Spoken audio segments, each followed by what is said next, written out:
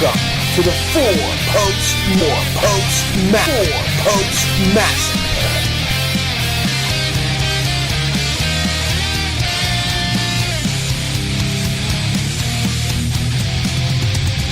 That's right, everyone. Welcome. We are live right here in RML Studio 1 with the Big Bad Boo Bear, Mr. Mike B, Mellow Mike B, excuse me, and Big J right here live for the Four Post Massacre. That's exactly what it is. Four Post Massacre is a new show here on X92 Radio. Everybody want to say hello before I get started talking? $1 for Jesus. Really dollars for Jesus. That was the incomparable Big J there, screaming dollars for Jesus. That is how you do it, son. All right, the Four Post Massacre. Just real quick, might as well go ahead and introduce the show to you guys before we take a quick song break. Let people file in. Is a show where we talk about not only WWE but TNA, WCPW, ROH, a lot of indie stuff. We're going to try and incorporate more indie promotions, and get kind of a bigger crowd listening. So I hope you guys enjoy. But we are going to take a quick 2-song music break to let people file in here. First up, we got some Black Cadillac Kings. And you know what? We're going to do a double shot of the Black Cadillac Kings with Lander and Mighty Joe. So keep it locked in live here on Exit 92 Radio. Us here at Exit 92 would like to apologize for Nick. It's not black, it's colored. Oh my is politically incorrect. You're politically incorrect. Alright, keep it locked in here on Exit 92 Radio as we get this going live. Anytime. There it is. There it is.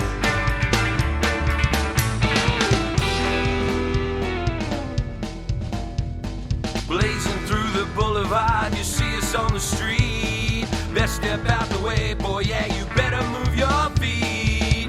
Mama didn't raise no fool, word to the wise. This rolling Cadillac car's a devil in disguise. We're rolling through your town with whiskey on our breath just like a tumbleweed. High on octane, Black Cadillac Kings, Black Cadillac Kings, Black Cadillac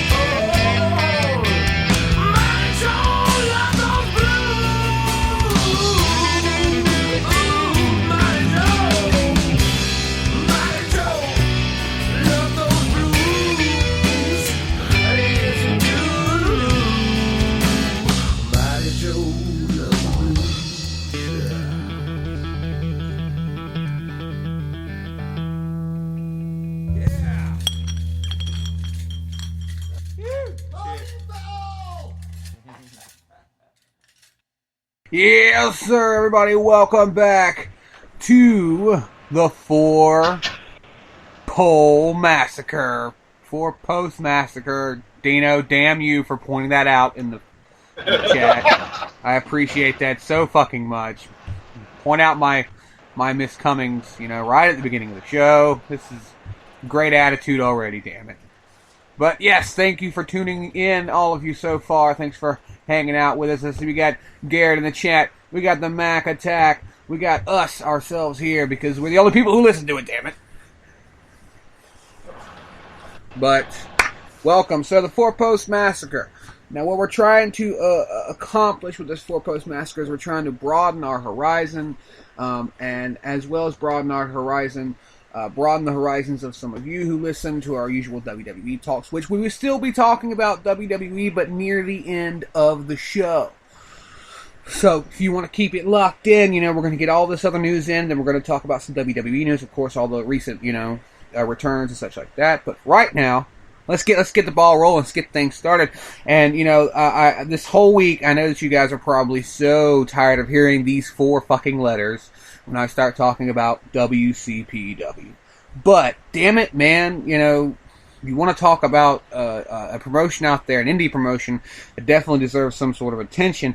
It's definitely What Culture Pro Wrestling. Mike, you said you had heard of What Culture Pro Wrestling. Yes, I have. Yeah. And Jay, now you know some of the wrestlers in What Culture, but you never really watched it or anything, right? Yeah, you were telling me that you've seen a lot of faces popping over from TNA. So a lot of guys from EC3, Drew Galloway, Aaron Stevens, a.k.a. Aaron Rex, a.k.a. Damian Sandow, and also, just in case, a.k.a. Damian Mizdow. They've all... Jay Lethal. Yeah, but he's more of an ROH guy. I mean, but yeah, they've had ROH guys over there. Yeah, like he was in TNA's Black Machismo, God, and then went and did,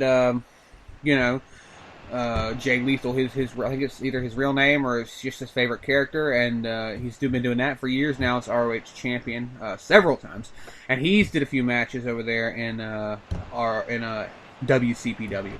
And so, to start off, WCPW is what Culture Pro Wrestling. It was put together by a YouTube channel / magazine in the UK called What Culture. And so far, they're doing really good. They've been around since middle of 2016, and I am not all the way caught up, so I'm not going to do results on the latest show, because my latest show is about 3 or 4 weeks behind. But I'm catching up. I've been binging it for the last week, and once I do get caught up, I will be doing Loaded Reports, which is their kind of like their weekly show. But it's a really good show. I would suggest you all check it out, because it's just had some really great matches. Bret Hart is about to debut over there, at least on my timeline. They've had Eric Bischoff over there on one of their pay-per-view full-length show type deals called Stacked. They've been putting together some very good quality wrestling, and that was something that I was so relieved to see. I was worried it was going to be a gimmick thing, no. It's been some really good wrestling. They've had guys like Martin Kirby, for instance. Martin Kirby, if any of you have ever heard of him, and you know that this guy has got a lot of charisma in the ring. He's playing a heel right now in WCPW, but he is fucking awesome. I mean, he's just got this relationship with the crowd. Yeah, they hate him, but they also love him at the same time. But he can put on a good show when he needs to. Now, this next name, I know a lot of you who keep up with the indie scene are going to know who this is. Mr. Will Ospreay has done some wrestling in WCPW as well, and I would say, out of all that I've watched in the last 3 weeks, one of my favorite matches was Will Ospreay versus Martin Kirby on Loaded. And if you guys had the chance to look that up and watch it, you won't be disappointed. He just does some great wrestling, great antics in the ring. Will Ospreay, another great talent who's done some wrestling over there. But I'm not going to take up the entire time with WCPW stuff. I just wanted to introduce them into our Four-Pole Massacre. And, if anything else comes up later in the show, of course I'll bring it up. But we were also going to talk about some BCW. You got some news on them? Yeah. Damn it, man. Mike. God, I don't know why I forgot your fucking name there for a second. I had a brain fart from hell. What the fuck? Anyways, you have a local company that you keep up with called BCW. You told me about these guys. What's the scoop? Well, what are we looking at? Any local results from any matches or anything? Not so much local results, but I can fill you in on a few things if you give me a sec here. Shirty dirty, bro. Also, I'd like to let everybody know out there, I know Nick has explained what the four-post massacre is to stand for, but we also, that one post that's going to be for independence is, if any of you guys have any suggestions or have requests, be sure to shoot, Exit 92 an email.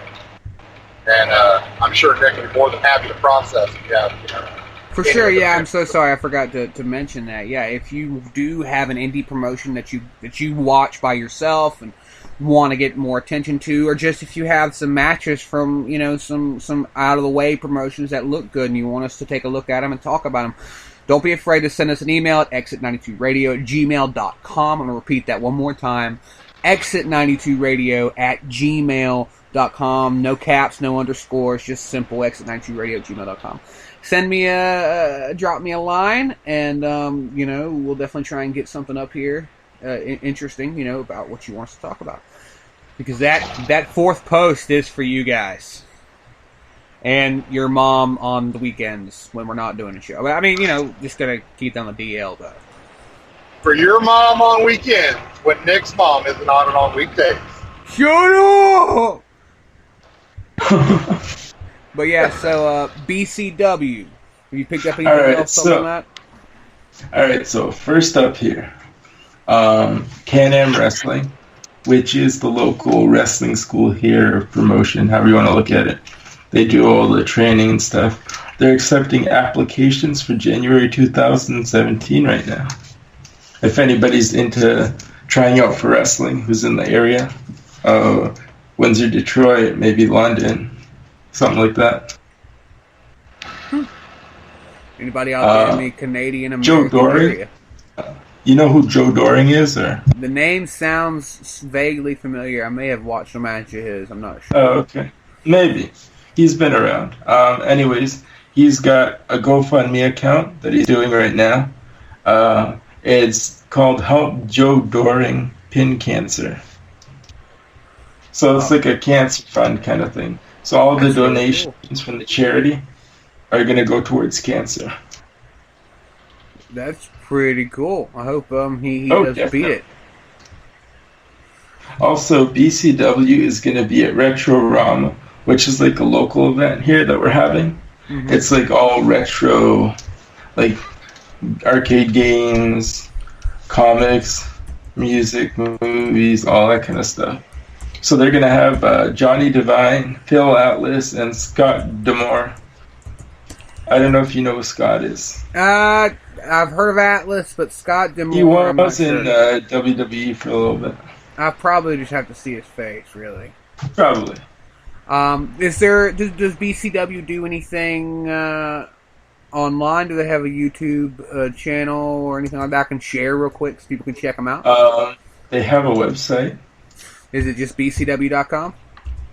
It's BCW BorderCityWrestling.com. Okay, I'll get it up right now. And so, okay. have you? Yep. You've got it already? Yeah, I do. Okay, go ahead and put it in the chat room there. So, have you checked them out? Are they really good? Are they worth? They've been around since the '90s, like I told you. Okay. They've been keeping it strong. They used to be a lot more popular back in the day, and then it just kind of died down. They still did shows and stuff, but it wasn't massive crowds like they used to have. Now it's decent. Now they're getting a lot bigger crowds and stuff. Like right now, what's happening is they have their new show that's coming on. Uh-huh. Like their new it's like a pay-per-view kind. Yeah. It's just it's not like live streamed or any of that. They used to do it back when they merged companies, which was like a couple of years ago.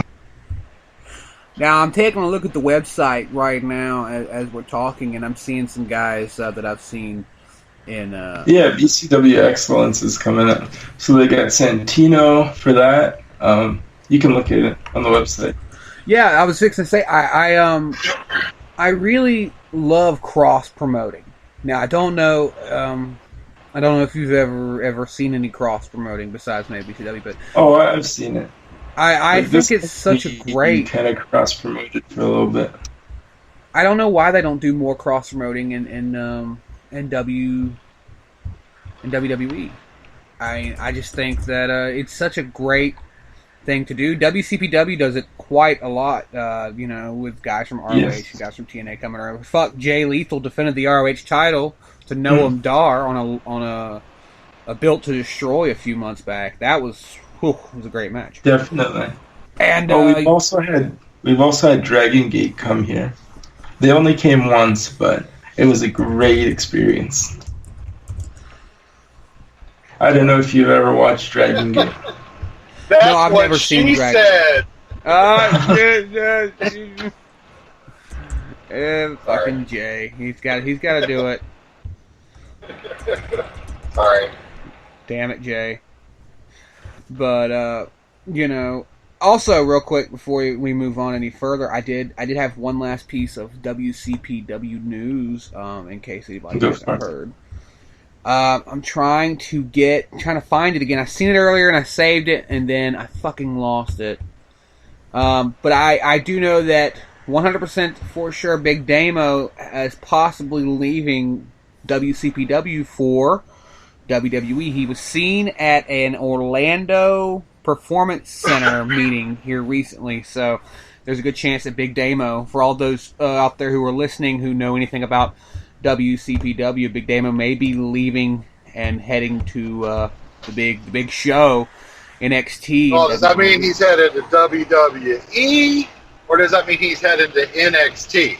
Because we're not seeing anybody from NXT that we should be. You know what I'm saying? Well, I get that for sure. I mean, Samoa Joe should have been out of NXT a long time ago. Yeah. But Big Damo will probably be there just as long, and he deserves... I mean, I think he does need a little bit of he needs a little more training with his talking and stuff. I'm not the biggest fan of his talking, but wrestling-wise, he's a big guy. He's somebody getting into the ring. Matter of fact, let me bring up a picture of Big Damo for you guys to check out. I know you can't see it, Jay. I know you can't see it, Jay, but this guy he's gnarly looking. I mean, my God. Mike, you take a look at him whenever I get it in there, because he looks like Mike, except like on a really bad day, you know? Like maybe if me and Mike had a baby, you know, and then that baby... Whoa. Well, hold on. It's a hypothetical situation, you know what I mean? Like, I'm just saying, you know, if me and Mike had a child, and that child was, like, severely pissed off one day, there's a good chance that he would look something like this. If I can ever get it to fucking paste. There we go. Big Damo, everybody. It's in the chat room. Check it out. Jason's already in chat, though. What'd you say? I said Jason's already in chat, though. Yeah, but he can't, like, he's driving, so he can't really check it and stuff like that. He can talk. No, I don't mean that. Never mind. I went over my head and under my feet, damn it. But, yeah, there's a picture of Big Damo in the chat room, so if anybody's interested, check him out. But, yeah, I just want to put that little piece of news out there. Are there any other indie companies we were going to try and cover before we, head into TNA stuff? I know we don't have anything on it, but if anybody out there listening has any idea what has happened to GFW, shoot us an email and let us know. Oh, yeah. Please, somebody, because I don't know where to look and haven't heard anything. What the fuck happened to GFW? Now, we may talk about a little more in the TNA section of the show, but I do, Jay has brought it up several times where he's seen them do an invasion angle on TNA, and it was looking really good, and then all of a sudden, they did the match, GFW lost, or GFW won, and they just disappeared. I mean, I'm not seeing anything on GFW anywhere. Mike, have you heard anything? Are you talking about Global Force? Global Force? Yeah, Global. Yeah. There, I'll toss it in chat. Oh, wait, Mike has got something. The intellectual savior of the masses. Global Force Their Wrestling. website. Oh, their website. Never mind. Never mind. He let us all down. Thanks for that, Mike. Appreciate it. Yes, I did. You're welcome. Well, okay, so I'm checking out the site now. I didn't know they even have site up, because last time I checked it said 404. Okay, so Jeff Jarrett talks with GFW Global Champ Nick Aldis on his podcast. I guess they're doing pretty good right now. Yeah, I just don't know where to watch them. You know, can't find them on TV, and I didn't even think to, I guess, really look at for a website. But I figured they would have something on YouTube or channel or something. I just wonder how long GFW is gonna last before Jarrett chokes. And I know that sounds terrible, but come on, every time he's had a company under his hand, whether it be writing, whether it be working in the back, it's came out from under him. And I just wonder how long it's gonna be before he lets this one go as well, and Panda Energy walks in and destroys it. I mean, so I hope not. I think he used to do some really good work, and goddamn it, if the lead singer from the Smashing Pumpkins can own a wrestling company, Jeff Jarrett can own a wrestling company too. Okay. I'm looking at the roster here, and I'm seeing Johnny Gargano on the roster for GFW, but I know for a fact that Johnny Gargano is NXT, like, all the time. I'm trying to find out if this is, like, up to date or not. I'm not really sure. Right. I see Johnny Gargano. One more piece of news. It's not the latest, though, so it's not going to be that big. What did you find? Let me see here. I'm looking at. That's WrestleZone. That's from June. On the whole Force TV status. All right. So the last update that our, Mike Tenay of Four Post Massacre, Mr. Mike. I'm gonna start Mike Tenay because you just find shit everywhere. Fucking Mike Tenay here, according to WInsider.com. Jeff Jarrett was in Los Angeles this week, Global Force Wrestling TV meetings. In related news, GFW is returning to action on Friday as the Fox release has been issued. Now, this was in June, and so far we haven't heard anything else since then. They may not ever be making a way onto television. I mean, Jarrett has just not had the luck that he should have with TV, in the past 10 years. I mean, he did pretty good at first, and then it got dry. But, it just got dry. So, I wonder what he's going to do with GFW. I mean, has anybody seen anything on GFW besides their spots with TNA, Mike? Have you seen any of their own stuff? Nothing else. Nothing aside from the spots that they did with TNA. And Jay, you've only seen their TNA spots, right? Yeah, the TNA, and it was brutal. I mean, it was good shit. I was like, wow, this is really looking good. And, like I said, it was almost the NWO-esque type of thing where they were going to take over TNA, and they fought the fight that they needed to fight, and they lost, and that, because of them losing, Jeff Jarrett lost his share of TNA wrestling, so they disappeared. And TNA's kind of fallen to the wayside again. Yeah, TNA has fallen to the wayside. They've been falling for quite a while. But speaking of TNA, we're about to walk right into TNA Avenue, or the second pole, the four-pole massacre, or whatever kind of really cool analogy you would like me to use for switching. But before we do, we're going to take one song break. A one song break. A one song. We're going to take a fucking song break. And to top it off, it's going to be One by Metallica. You hate me, don't you? No, actually, it's the Star Jays with My Wild Girl, Nobody Loves You Like Me. So here comes this. They're actually a pretty cool little band. Check them out on Bandcamp. But yeah, here's the Star Jays with that. We'll be back after this song, so keep it locked in for 3 more minutes, and we'll be back to talk some TNA news. And Mr. Big J is going to give us a hand there. He's got a little bit of results for us, but find out right after this.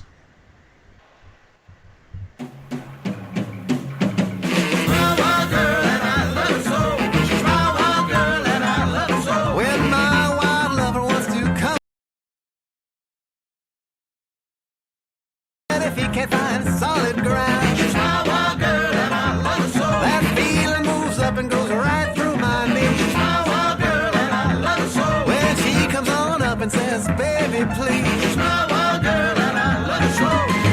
Yeah, I love her so. No, I'll never let her go. Yeah, she's my heart's desire. With every kiss she sets my soul on fire. My wild girl and I love her so. She's my wild girl and I love her so. If you've seen my girl, then you'll understand. She's my wild girl and I love her so. Every time I hold her, I'm a strong, loving man. She's my wild girl and I love her so. She's got all it takes, and I'll tell you what's more. She's my wild girl and I love her so. She's got all I want and all I'd ever wish for. She's my wild girl and I love her so. Yeah, I love her so. No, I'll never let her go. Yeah, she's my heart's desire. With every kiss she sets my soul on fire.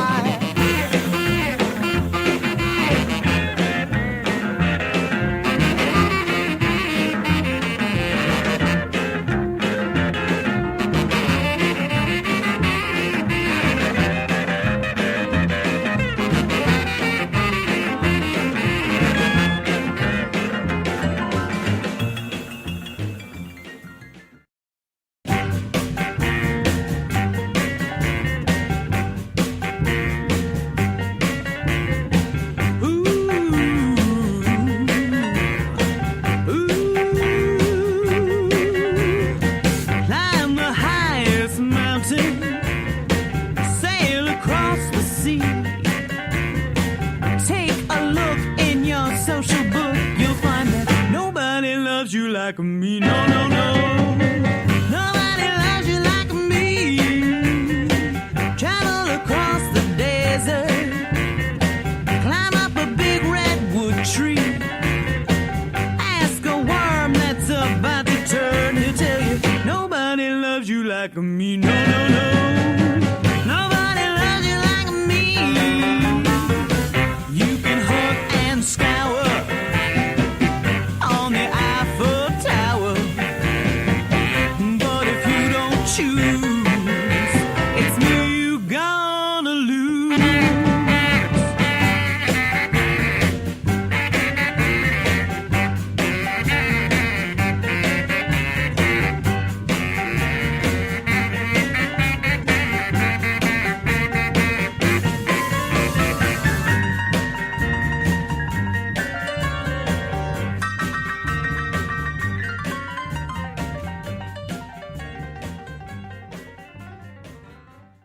And we are back live here on Exit 92 Radio. That's right, the Big Bad Boo Bear, Mr. Mellow Mike, and Big J are here live to talk some more Post Massacre Wrestling with you. And we just got done talking about some of the indies we're going to be covering here on the Post Massacre, BCW, GFW, if we can find anything, WCPW. And remember, any other independents that you get the chance of watching and you think are really good and you want us to try and cover it, send us an email at exit92radio@gmail.com. One more time for you guys, exit92radio@gmail.com. Send us something and drop us a line and we'll try and check it out. You know, maybe there's a promotion that you watch you think you deserves a little more attention than what it's getting. But If you want to send us the petition to sign to get Hulk Hogan reinstated, exit92radio@gmail.com. Our DJs do not always express the stated opinion of the Exit 92 Radio trademark. But yes, real quick, before we get into the TNA news, I did want to say one thing. Out there, if you see the Davey Boy Smith petition floating around. Hook us up with that. I've been trying to find it to sign it. It's a petition to get him into the Hall of Fame. Such wrestlers as Vader, Mick Foley, other big names have signed it because everybody thinks, just like everybody should think, Davey Boy Smith deserves to be in the Hall of Fame, either as a team with the other British Bulldog or just as himself. They both deserve it. So if you do see it, sign it and hook us up with the link. They don't deserve it until the New Day gets down. Okay, you know what? You're fired. You're fired. You can't say that kind of stuff, man. Sure I can. No. The New Day. New Day sucks. New Day sucks.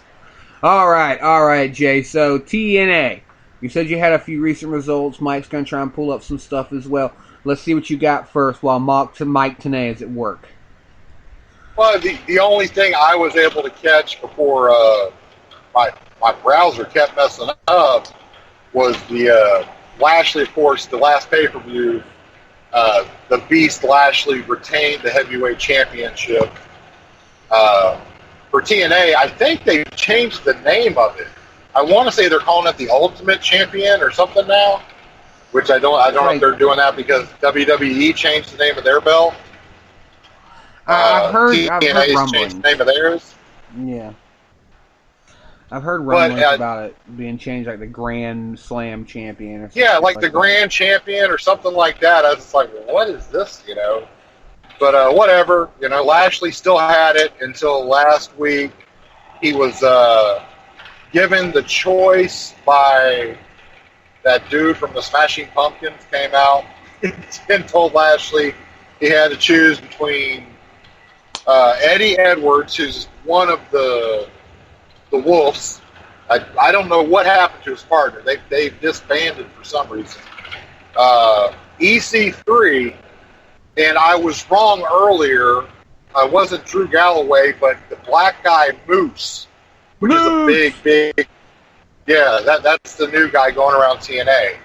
And Lashley, of course, said he wanted to have an easy night, so he chose Eddie Edwards, and Eddie Edwards beat him and took the belt from him.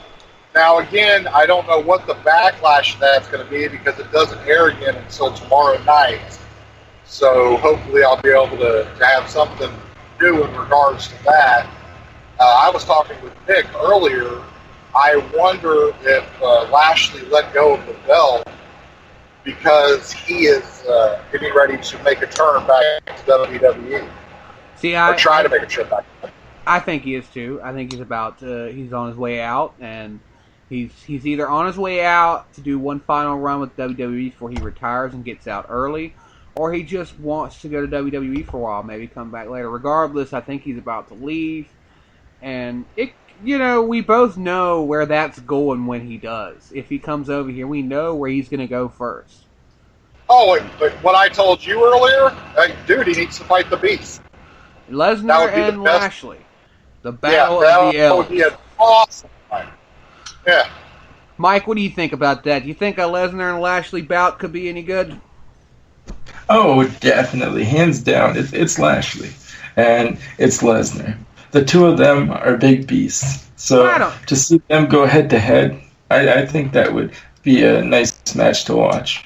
I don't know, man. Yeah. I can remember watching Lashley shit in WWE back in the day, and it just never was impressive to me. He was like a watered down Black Goldberg, right. It just wasn't any good. His talking was terrible. Hell, even his moves, his spear was weak. Right. I don't know. I haven't watched too much of his stuff in TNA. Because I'm not really a big TNA guy. It's just not appealing. I've tried watching it, and I just can't get through it. Maybe it's better now, but I've tried this year. Well, it's like I was telling you, watching TNA as I watch it, I've seen Lashley when he first started at TNA and seen him progress. And he was bad when he first started, but he actually has speaking skills now.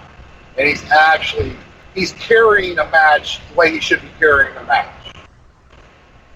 He's actually contributing to it. You know what I'm saying? Contributing to it. As opposed to having someone carry him the whole match. He's helping out with the match. I'm just glad they got rid of MVP over there. My God. Yeah, I never did like that guy. Nobody liked.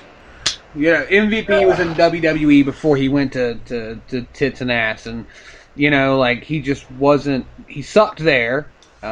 He sucked in TNA. He's just a terrible wrestler.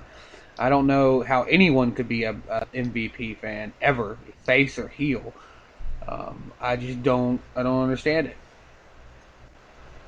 Mike, are you MVP? The only superstar that Sting actually beat. Oh no! Don't do that. Don't do that. It's true. Shut up! Shut up! Don't do that, Mike. Don't agree with him. Don't encourage him. That's not the way. That's not the way this goes. Fucking assholes. Mike, what do you think about MVP? On the line, I'm not big on him, but if he was given a chance and they actually did something good with him, like put him to use, then there might be some potential. But over the years, they've just done what they've done, and that's it. Because it's all on the writers. And if they can't pull it off, then what's the point? Yeah, and I gotta say, I mean, I know you didn't watch it. I don't know if Mike did or not. The last promotion that I remember seeing MVP involved in, I think, in TNA, was a racial thing. It was a thing where it was supposed to be he was getting all the black guys together to take over TNA. And it was just like, dude, really? Come on. That's not the kind of shit you want to, bad writing. That's all that is. You know what I'm saying? Hello? Hold on. Mike, you good? Yeah, I'm good. Oh, okay. I understand where you're coming from for sure. That writing is terrible. It sounds like some Vinny Russo writing. What it sounds like. And TNA. I don't know if this was at the same time, but TNA did get accused of having Vinny Russo writing for them, and that's because it was true that she never had pulled in Vinny to work with him. Hey, you guys, I'll be right back. Y'all continue talking. I'll be right back in just a minute, okay? All right, sounds good. All right, y'all keep going. All right, okay. So here we go. What do you think about the current state of TNA right now, and the whole rumors of the sale that are going on? I don't understand the sale because it's all I've heard is the sale involves the video library of TNA, which makes no sense. If you're not going to utilize the wrestlers, why are you just buying the video library? Because see, it's all about the Corbin and is suing them. That's the whole point in the sale. That's why they're trying the TNA sell. You think they're going to try and just buy it all together? They might. I mean, because what's happening is they're filing for bankruptcy right now, or they're expected to, so to say, in the next little while. So, with all this now that they're talking about the whole sale of TNA and whatnot, I don't see it as a bad thing, but I don't see it as a good thing either. It depends on who picks up the company. That's my beef.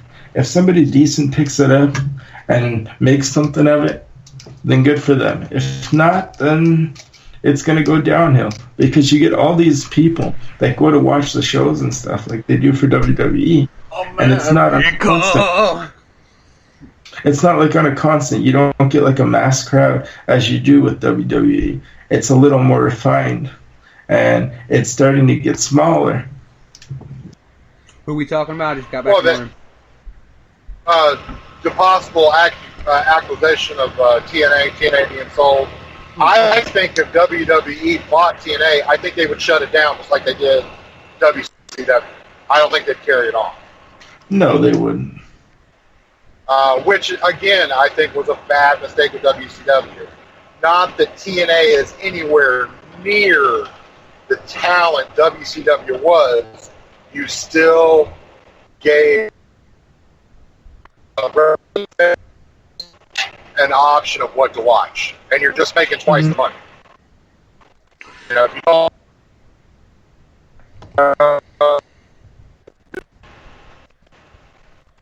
it's almost like Vince is trying to monopolize. Almost lost Hey, you. yeah. Yeah, I think I lost you. Almost lost you guys when we had some interference. It's all good. But we got the gist of what you said there, Jay. You know, Mike, you trying to say something? I was walking all over you, dude. I'm sorry. Oh, it's all good. Don't worry about it. See, I get what he's saying, and I think that would be a good thing because, see, right now you got TNA and you've got WWE, and then on the side you have ROH, Dragon Gate USA. You've got companies like Evolve Pro Wrestling and a few others, and it's only like minor amounts of companies that are out there, like the bigger companies.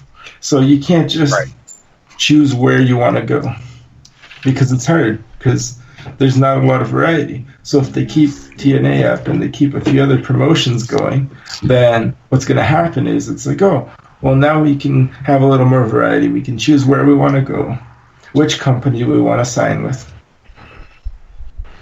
Exactly. Yeah. I do wonder though, is Vince going to really buy TNA? I mean, we've heard rumors about him going after the library and being turned down, then rumors about him buying the library. You know, but is he gonna buy TNA and just shut it down? Again, that's what I was asking Mike while you were gone, Nick. Why just buy the library? That doesn't make any sense. Well, no, it doesn't. I mean, it doesn't make any sense, but, you know, I guess the fans really do win in a sense to where if he does buy the TNA library, they will get the TNA library on the network. But like you said, it doesn't make any sense for him to do that. He's just giving free promotion to a company that's still running on another channel. Yeah. It's not giving him any promotion back, for sure. Unless the ultimate work of all of wrestling is actually going on, and Vince already owns TNA, which some of us do believe he does. Me and Nick had actually talked about that before. That I think Vince, I don't know how much of the pie, but I think he's got a little sliver somewhere. Right. But they've got to file for bankruptcy first, so. Right. And they're getting there. Well, is TNA like WWE? If TNA is a publicly traded commodity, then Vince McMahon could own a percentage in it already without it having, you see what I'm saying? It's like WWE. That's the reason WWE is all, gung-ho about being clean and no blood and no cursing, is because they're publicly traded now. What is that link you just put in the chat room there, Mike? All right, so that link is Jeremy Borash. His talk that he had on the current state of TNA, the sales, and the rumors. And that's all on the Taz show, the Monday episode. Did you maybe listen to it and know some of what he said, or? I checked out some of it. I just didn't get to see the whole show. And basically, the little link there, basically it's just like a current state. It gives you a little brief on what the show had on it. Also, the Fight Network's parent company issued a statement on TNA. Basically what happened was that they ended up loaning money to TNA to help them out. And TNA hasn't paid him back, or? No, not yet. Nice. The Fight Network. I didn't know they would even... I'm not saying TNA is a monster, wrestling company, but why would they need money if all you ever hear is that Dixie Carter is a billionaire? That's true, especially them working with Panda Energy. But the real problem is when Panda Energy walked in the doors here, and they took over TNA, they had no idea. The guy had no idea how to run a wrestling company, And because his daughter wanted to run it, he let her do it, and she had no idea how to run a wrestling company. This was all, like some big Texas oil man walking into something he doesn't know how to do. And that's exactly why it's went downhill ever since. They've rehashed old storylines from WWE, watered down things, and it just hasn't worked. They haven't got anything in the ratings. They're doing okay right now because, in the last few months they've had a few standouts. People like this Matt Hardy thing. Don't get me wrong, I've talked a lot of shit about Matt Hardy, and I'm not a fan. But this Brother Nero thing is starting to work for him. It may be a gimmick he goes down being remembered for. And delete. Yeah, it could be. Delete. Fucking delete shit. Oh my god. But TNA, they're going to have to get their shit together if they want to survive. I don't know if they're going to survive with sharks like Vince in the water waiting for them to bleed out. Yeah.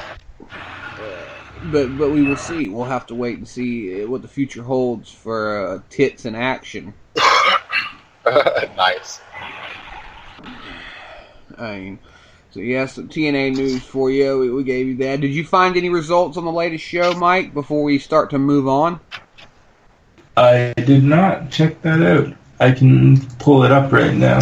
All right. Impact results for the 13th. Yeah, the last one. I think give you all the info. Mr. Mike Tenay. Oh, something I forgot to mention. While he's doing that, something I forgot to mention earlier about the WCPW thing. I actually emailed Martin Kirby about an interview for all of those who are still listening. And unfortunately, he's got some stuff he has to do right now. He's not able to do the interview, but I love Martin Kirby. I was thrilled to get a fucking reply back anyways. I actually sent him a link for the show, so if you're still listening, Mr. Kirby, I appreciate the listen, and I appreciate he actually hit you back. What you talking about? Oh, are you saying he actually he sent you back a response? Yeah, Martin Kirby did, yeah. Oh, wow. Yeah, I know.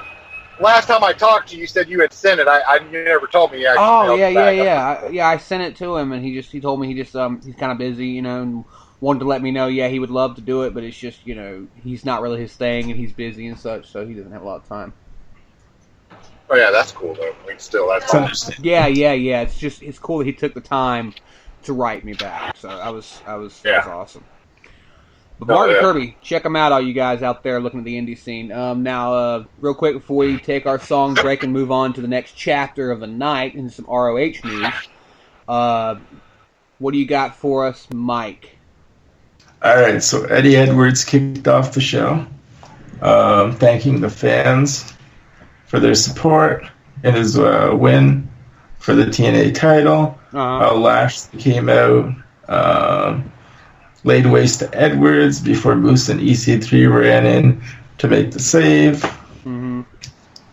By virtue of this, TNA President Billy Corgan took away Lashley's automatic rematch as a punishment and said that Lashley would earn his title rematch facing the winner of tonight's Moose versus EC3 main event next week. Grand Champion Aaron Rex retained his title over Jesse Goddard's. Let's see here. The Broken Hardys talked about their future plans as champions and then were attacked and laid out by the Tribunal. All right.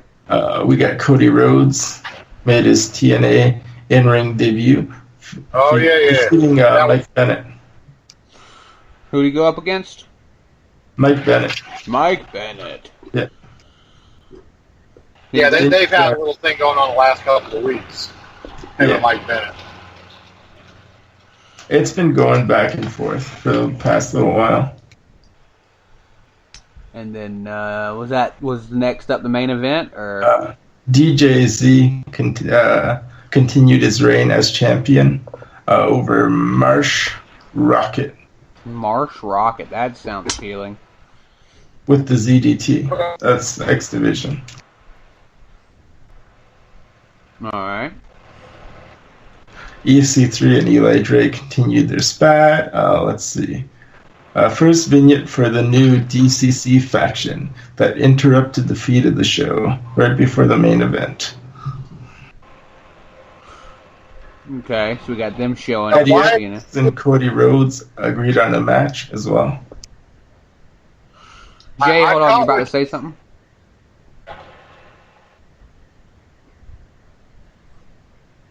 Jay?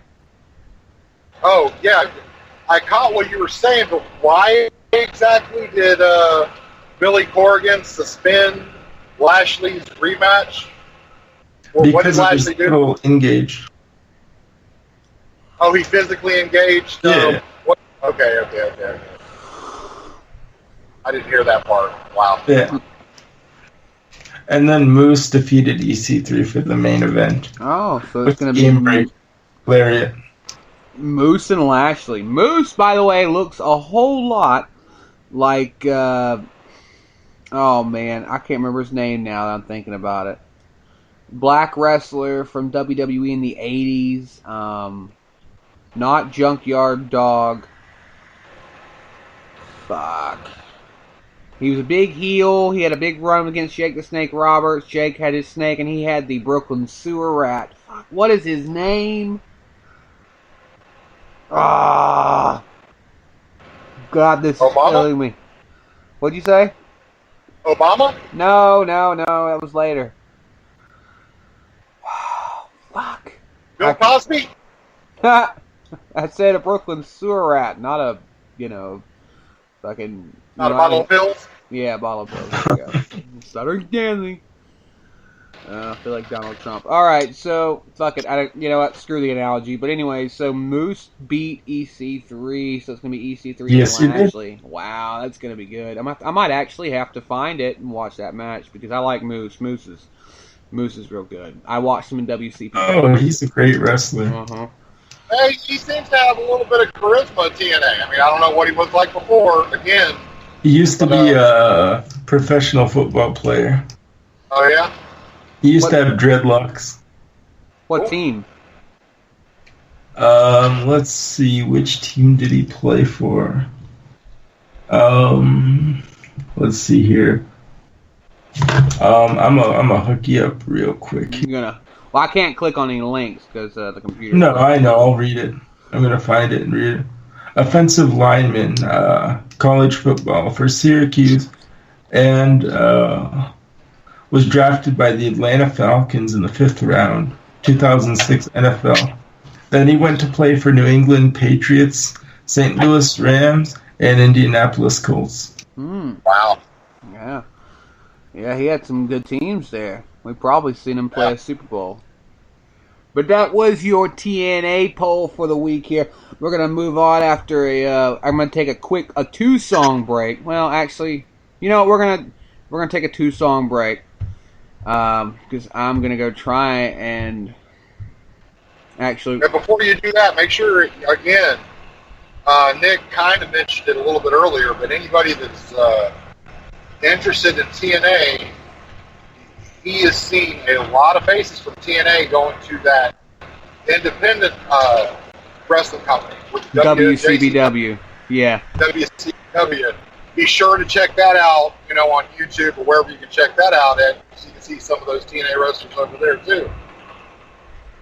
Yeah, there's quite a lot of TNA guys who've been wrestling in WCPW because, a lot of those other companies besides the WWE have those open contracts where they can wrestle anywhere they want, and WCPW has been a hot ticket for those guys here in the last few weeks on Loaded and Built to Destroy and Stacked.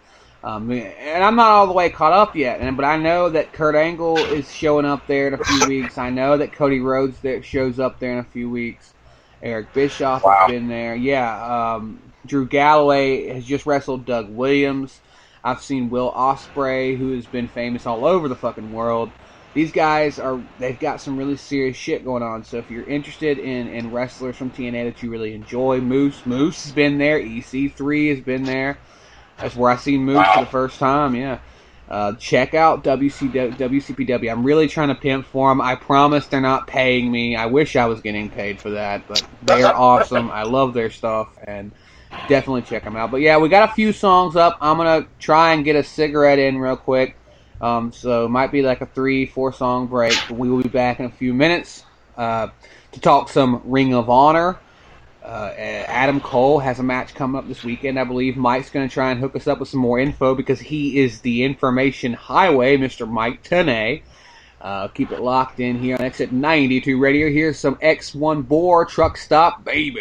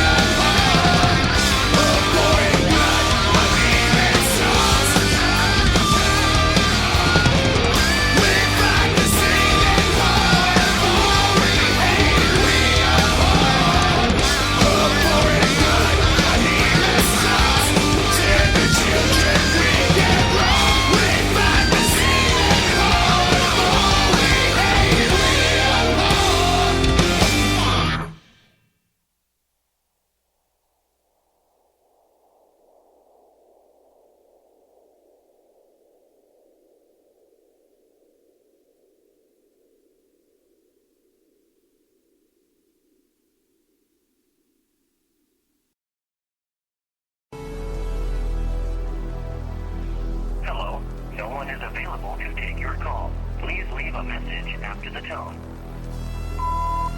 Hello, this is your computer wife.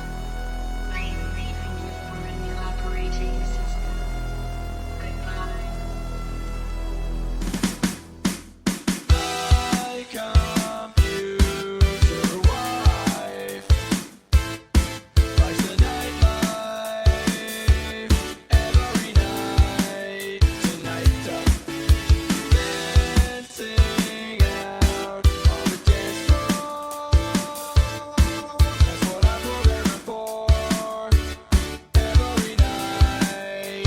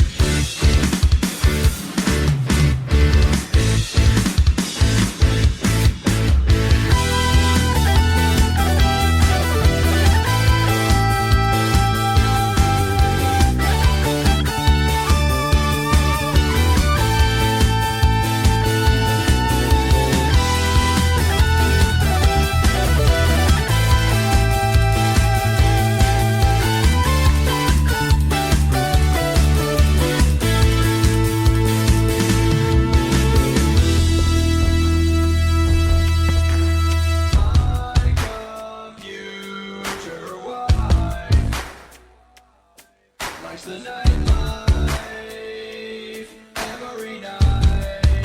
Tonight, dancing out on the dance floor. That's what I programmed her for. Every night. Tonight.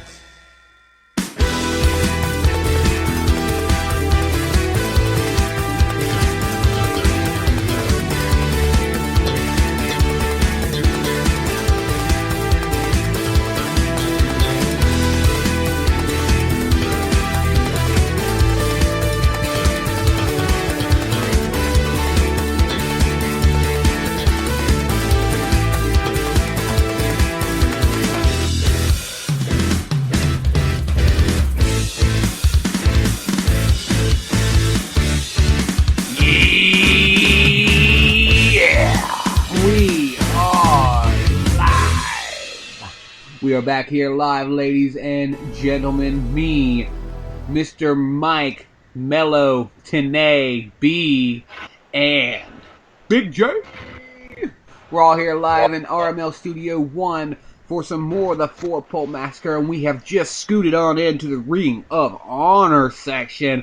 I've been Irish whipped real hard into the corner by Jay Lethal. Now, Mike, what do you got for us on ROH?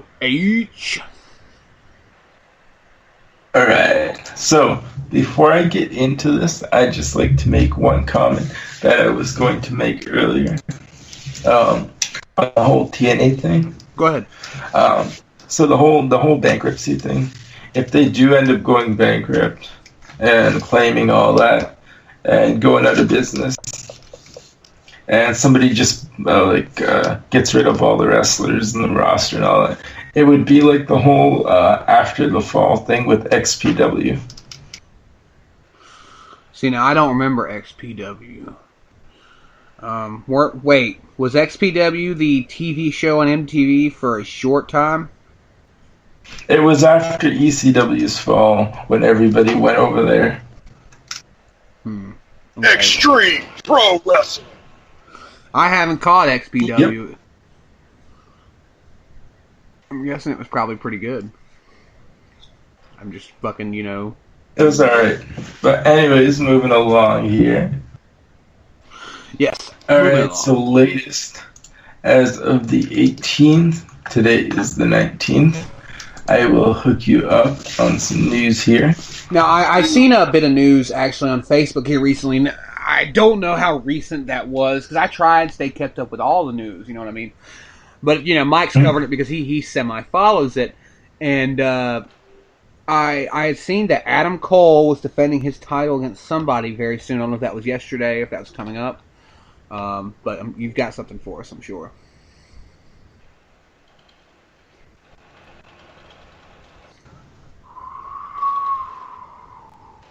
Got some dead air there. Dead air. You still there, Miss Danae? Mike? Did we? I think you lost him, bro. Oh, I'm there. Oh, there. Sorry. I Press the started button. talking, and then I'm like, well, why isn't anything happening? All right, so this is a TV recap from their last show, which was yesterday. So basically, what it is, Jay Lethal versus Silas Young, a 6-man tournament, and a Bullet Club and more. So I will hook you up on all this here. So show begins, highlights from the ladder war match from ROH's ASC pay-per-view from the last 2 weeks of ROH television, matches from the Field of Honor shows, first week of ROH's aired tapings that took place after All-Star Extravaganza. Let's see. The arena, okay, so it took place in the venue where Shawn Michaels lost his smile in '97. I know. I remember hearing about that. Yeah. When he forfeited the title, the WWF title. Yeah, I remember. All I right, remember so hearing about Guy loses one pillow fight with Chris Benoit and doesn't smile anymore. that. now, I think we've gotten too far off with the jokes. Alright, so Kevin Kelly welcomed the audience. The Bullet Club music hit. ROH World Champ Adam Cole came out. Tag Team Champs, the Young Bucks, and Hangman Page as well came out. Resident Heel faction gets a hero's welcome from the crowd. Matt Jackson is on the mic. Let's see what else here. Okay, so All-Star Extravaganza turned into a 5-star extravaganza. Matt calls Ladder War 6 the greatest ladder match in ROH history and boasts about now being 2-time ROH Tag Team Champs. He then proclaims that Bucks are the greatest tag team of all time. Adam Cole is next on the mic. Cole says that the Bullet Club lived up to their promise at the pay-per-view. He proved that Michael Elgin is not in his league. That Hangman Page sent a message by hurting Kyle O'Reilly for him. I'm just looking through this whole thing here. Yeah. I want to kind of shorten it because there's a mass amount of stuff here. Yeah, but shorten it, dude. I mean, we're only looking at the important parts. I mean, yeah. And if you have any personal comments you want to make, by all means, go ahead. your opinion on what's going on as far as ROH is concerned? Not much so far. So far, I've been enjoying it, and I've been liking what they've been putting out. That's what's my thing. Like, if there's something that's not right, then I'm just not gonna watch it. I'll just be like, okay, I'll sit back, and I'll just let them have their show or their pay-per-view if it doesn't appeal to me. But for the most part, it's been decent so far, so I'm kind of digging it and where it's going. Now, what kind of, I know we've got some more results for ROH, or if that was the main event, I'm not sure. But what kind of, what's the biggest draw for you compared to WWE, compared to TNA, to ROH? Is it the attitude? Is it the just the in-ring performance the guys put on? It's a little bit of everything. The in-ring is nice. It's a change from watching like TNA, WWE, stuff like that. It's more like going to see an independent wrestling company, but with a little more polish to it. Yeah, I've watched a few of their matches. The only reason I don't watch ROH is because I just can't find it to watch it on TV, and I can't afford to pay the $7.95 a month right now for their. I'm trying to get some money scrounged together for the IPPV for WCPW. So right now I'm not going to be worried about ROH, but that's the only reason I just haven't been able to get it, and it looks good. I mean, I watched Field of Honor. I caught the Field of Honor show because they gave you a free one on the website, and I loved it. Adam Cole versus Adam Cole. It was a fatal four-way. It was Adam Cole and then two other wrestlers from Japan. I'm not really sure. Something Nitro and the Rocket, and then Jay Lethal for the title, and ROH or Adam Cole kept it, of course. But it was still a really good matchup for a fatal four. But what else was on the card for their latest ROH show? Right. Let's see. Update. Let's see here. There's highlights of ROH wrestlers Bull James, FKA Bull Dempsey from NXT, and Reloaded Tour. Let's see here. I'm gonna scroll down. I'm like reading everything little by little. Yeah. Because there's so much promotional pack. Give me a sec here. You guys can have a little chat while I'm checking this all out. Jay, have you ever checked out any ROH stuff? Me? Yeah. Just that one match you said.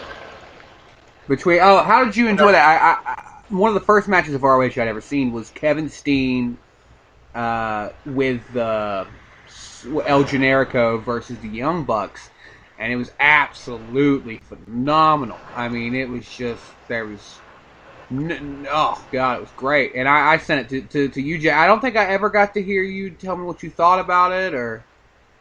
I thought it was pretty good. Again, that's one of those things where I would like to see.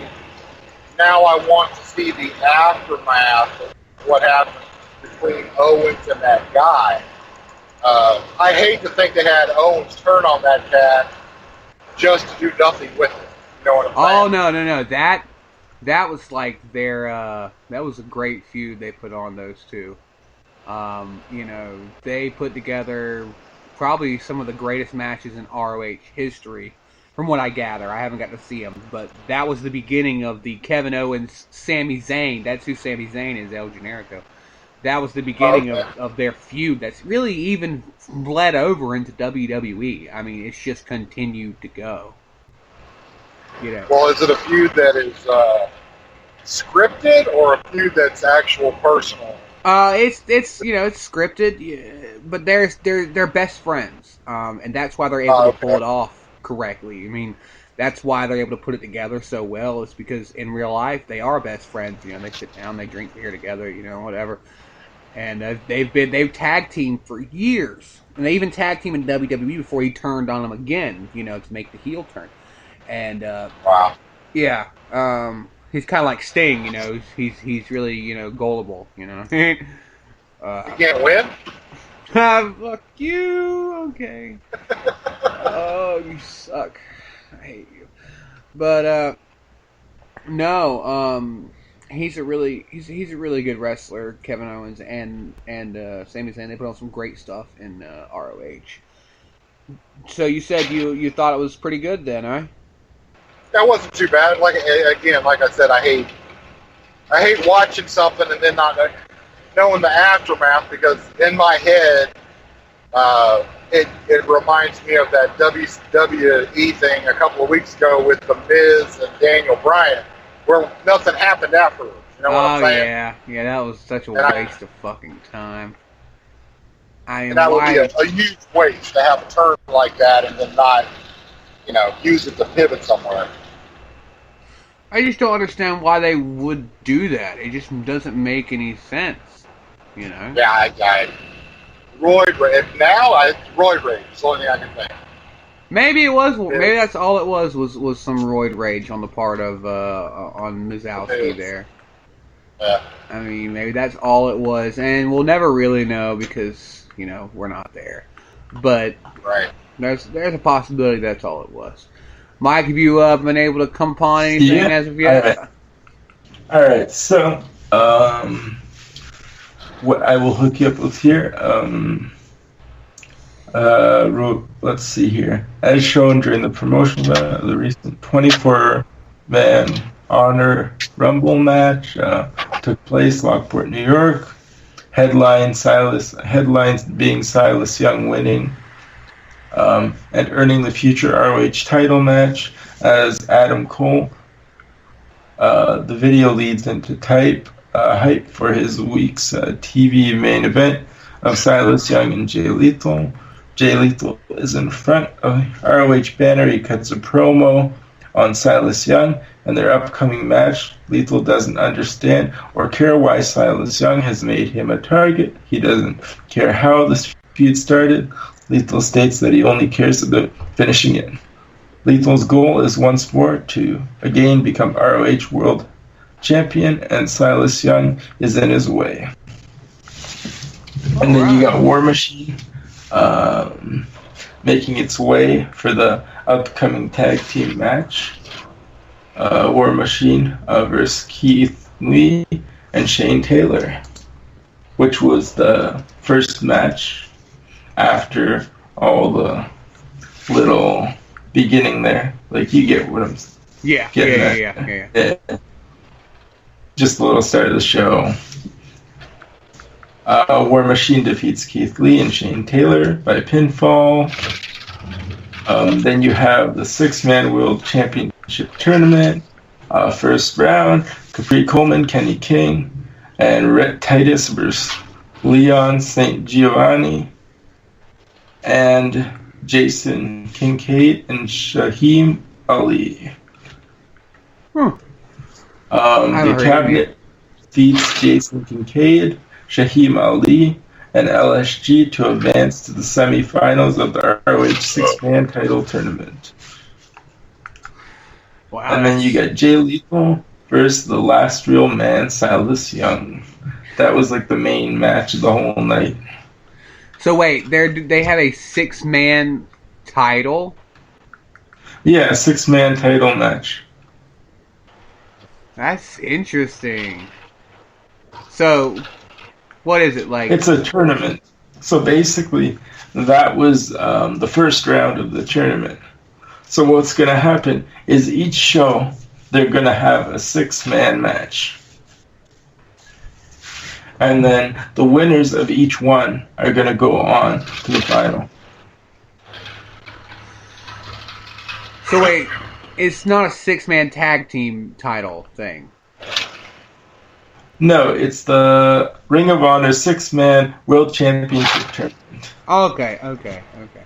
I thought you were saying it was a 6. I know that at one point another company had a 6-man tag team. It's basically a top prospect tournament. Okay. Yeah. Nothing wrong with that. Like a 6-man Royal. Basically. That's all it is, really. In my opinion. So that was the main event there, then. No, that was the main event was Jay Lethal versus Silas Young. Ah, Jay Yes, Lethal. because that guy. Lethal and Silas Young were having a feud. Jay doesn't know where Silas was getting all this, like, I don't know if it's hatred, anger, whatever. He just started feuding with him for no reason. And so Jay, being Jay, he wanted to go against him to get the title. And he didn't care what he had to do because of the fact that it's Jay Lethal. Like, come on. He doesn't want anybody to get in his way. If he's doing something, he's doing it. That's it. So basically, Jay won by pinfall. Hell yeah. I'm surprised they haven't given it back to Jay. I mean, I don't know how the ROH story and stuff goes. Did Jay lose it to Adam Cole? Did Adam Cole beat him? No, what happened was the title was won by Silas Young during the Rumble. So they had a Rumble, and then Silas Young won that Rumble. So from there, what happened was they were having a little feud, Jay Lethal and Silas were. And that feud kind of escalated into him going after the title. Okay. And then Silas Young, Kyle O'Reilly started shoving each other in the ring. Adam Cole nails O'Reilly from behind, knocks him down. Silas grabs Lethal and throws him to the outside. Adam Cole and Silas Young stare each other down. Lethal is back up, pulls Silas out of the ring. They brawl outside. O'Reilly is back up, and he goes at it with Cole. Kyle hits a brain buster on Cole. Lethal and Young brawl towards the rampway. Officials break him up. Silas picks up Adam Cole's title, which he dropped on the rampway. When Kyle attacked him, Silas Young holds the world title up in the air as the show comes to an end. Damn. Alright, so that's like the end of the show. That was basically what happened after the match. They got into like a big brawl. Brought to you via Mike B. Tenay. So, what do you think about it? You think it was a pretty good show? What it sounds like? Or did you watch it live? Or hands down, it was decent. I did not check the whole show live. I did check the Jay Lethal match that he had with Silas. And the 6-man. But I didn't watch the whole show. It sounds pretty good. I mean, because you're talking about me filling in on everything that was going on with ROH and stuff. So I'm like, well, I gotta catch the show. Yeah. I'm not gonna be able to catch the whole thing. So I ended up just watching a little bit of it and then just pulling up all the info. Yeah, that's, whatever you have to do and such. Yeah, you gotta do what you gotta do. I mean, some main event, that sounded like a pretty good main event, but it'd probably been interesting to see. I mean, Jay Lethal, whatever he does, I might have to. If you put the link in the chat, I might have to check it out. Sounds good. Link. Yeah, if you know where a link is. So Jay Lethal is trying to get the title back. It seems like it's going to end up... I don't know how ROH works, but it seems like it could possibly end up being a triple threat between Silas Young, Jay Lethal, and Adam Cole fighting over the strap. Yep. Now, Mike, you being more into ROH than either me or Jay, who do you think they're going to give it to? Do you think they're going to put it on Silas? Because it sounds like he's the underdog face. And Jay Lethal is like the old legend face, where Adam Cole is the Bullet Club bad guy. Yeah. Well, for me, I think Jay. Right now he has the title, but it could go both ways. Silas has a chance of getting it back, but then you got people like Adam Cole and O'Reilly, and if you're ever that are in that same position that are just trying to get at it because they want a chance at the title. Not that they're going to get a chance, because it's not their time and they're not at that point in the whole ROH that they're going to get a chance to go for it because they're like Silas. He's an underdog. He hasn't made a massive name for himself in there yet. He's done stuff. He's gotten somewhere, but he hasn't gotten that far. But they're still giving him a chance. So I mean, that's a plus. Well, I think they could do some really good things with either. I've seen a little bit of Silas and stuff. I don't know enough about him to really make a comment. But Jay, we all know how good he has done as a champion in ROH. And I mean, if they feel doubting at all about Silas, they should give it to Jay. I would have to say. So yes, sir, that was your ROH news coverage. Just another example of the big man trying to keep down the black man. But Jay is a black man. And that's by not giving him the belt, they're trying to keep him down. See? No, he has the belt. He won the belt. Jay Lethal won the belt against Silas. But wait. Well, disregard. No, but what we're talking about is afterwards, what's going to happen? Where are they going to give the belt to next? Well, I mean, but I thought, honestly, I must be a little lost, because I thought Adam Cole had the strap right now. Yeah, I thought that's what you said, was that Adam Cole beat him. I might be lost. I don't know. I thought Adam Cole had the title right now, defending it this weekend against somebody. Mike? Yes. There you are. So Adam Cole doesn't have the title. Jay has it back now? Yeah, Jay has the title. Oh, wow. Okay, I'm behind, or late, or something. Alright, excuse my original comments about Adam Cole defending the strap. I was obviously very wrong, and Mike Tenay was there to correct me.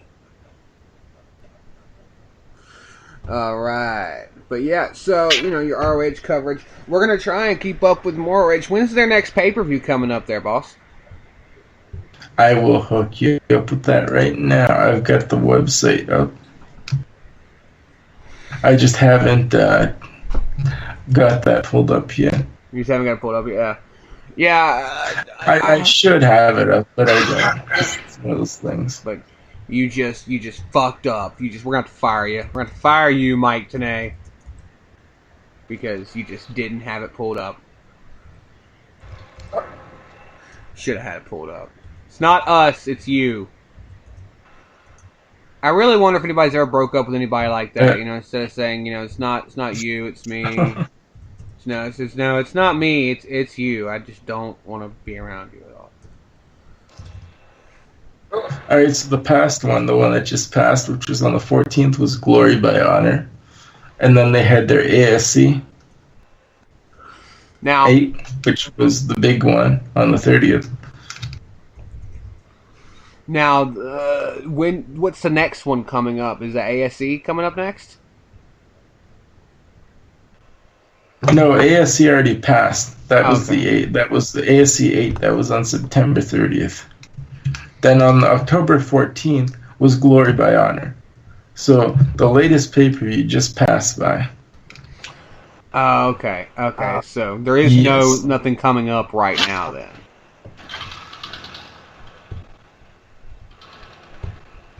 But we'll try and keep up with the Road Dogg with the ROH pay-per-views. I'm looking forward to checking them out one day myself. But, ladies and gentlemen, as we are about to move in to some WWE talk. Oh, you didn't know? Your ass better call somebody!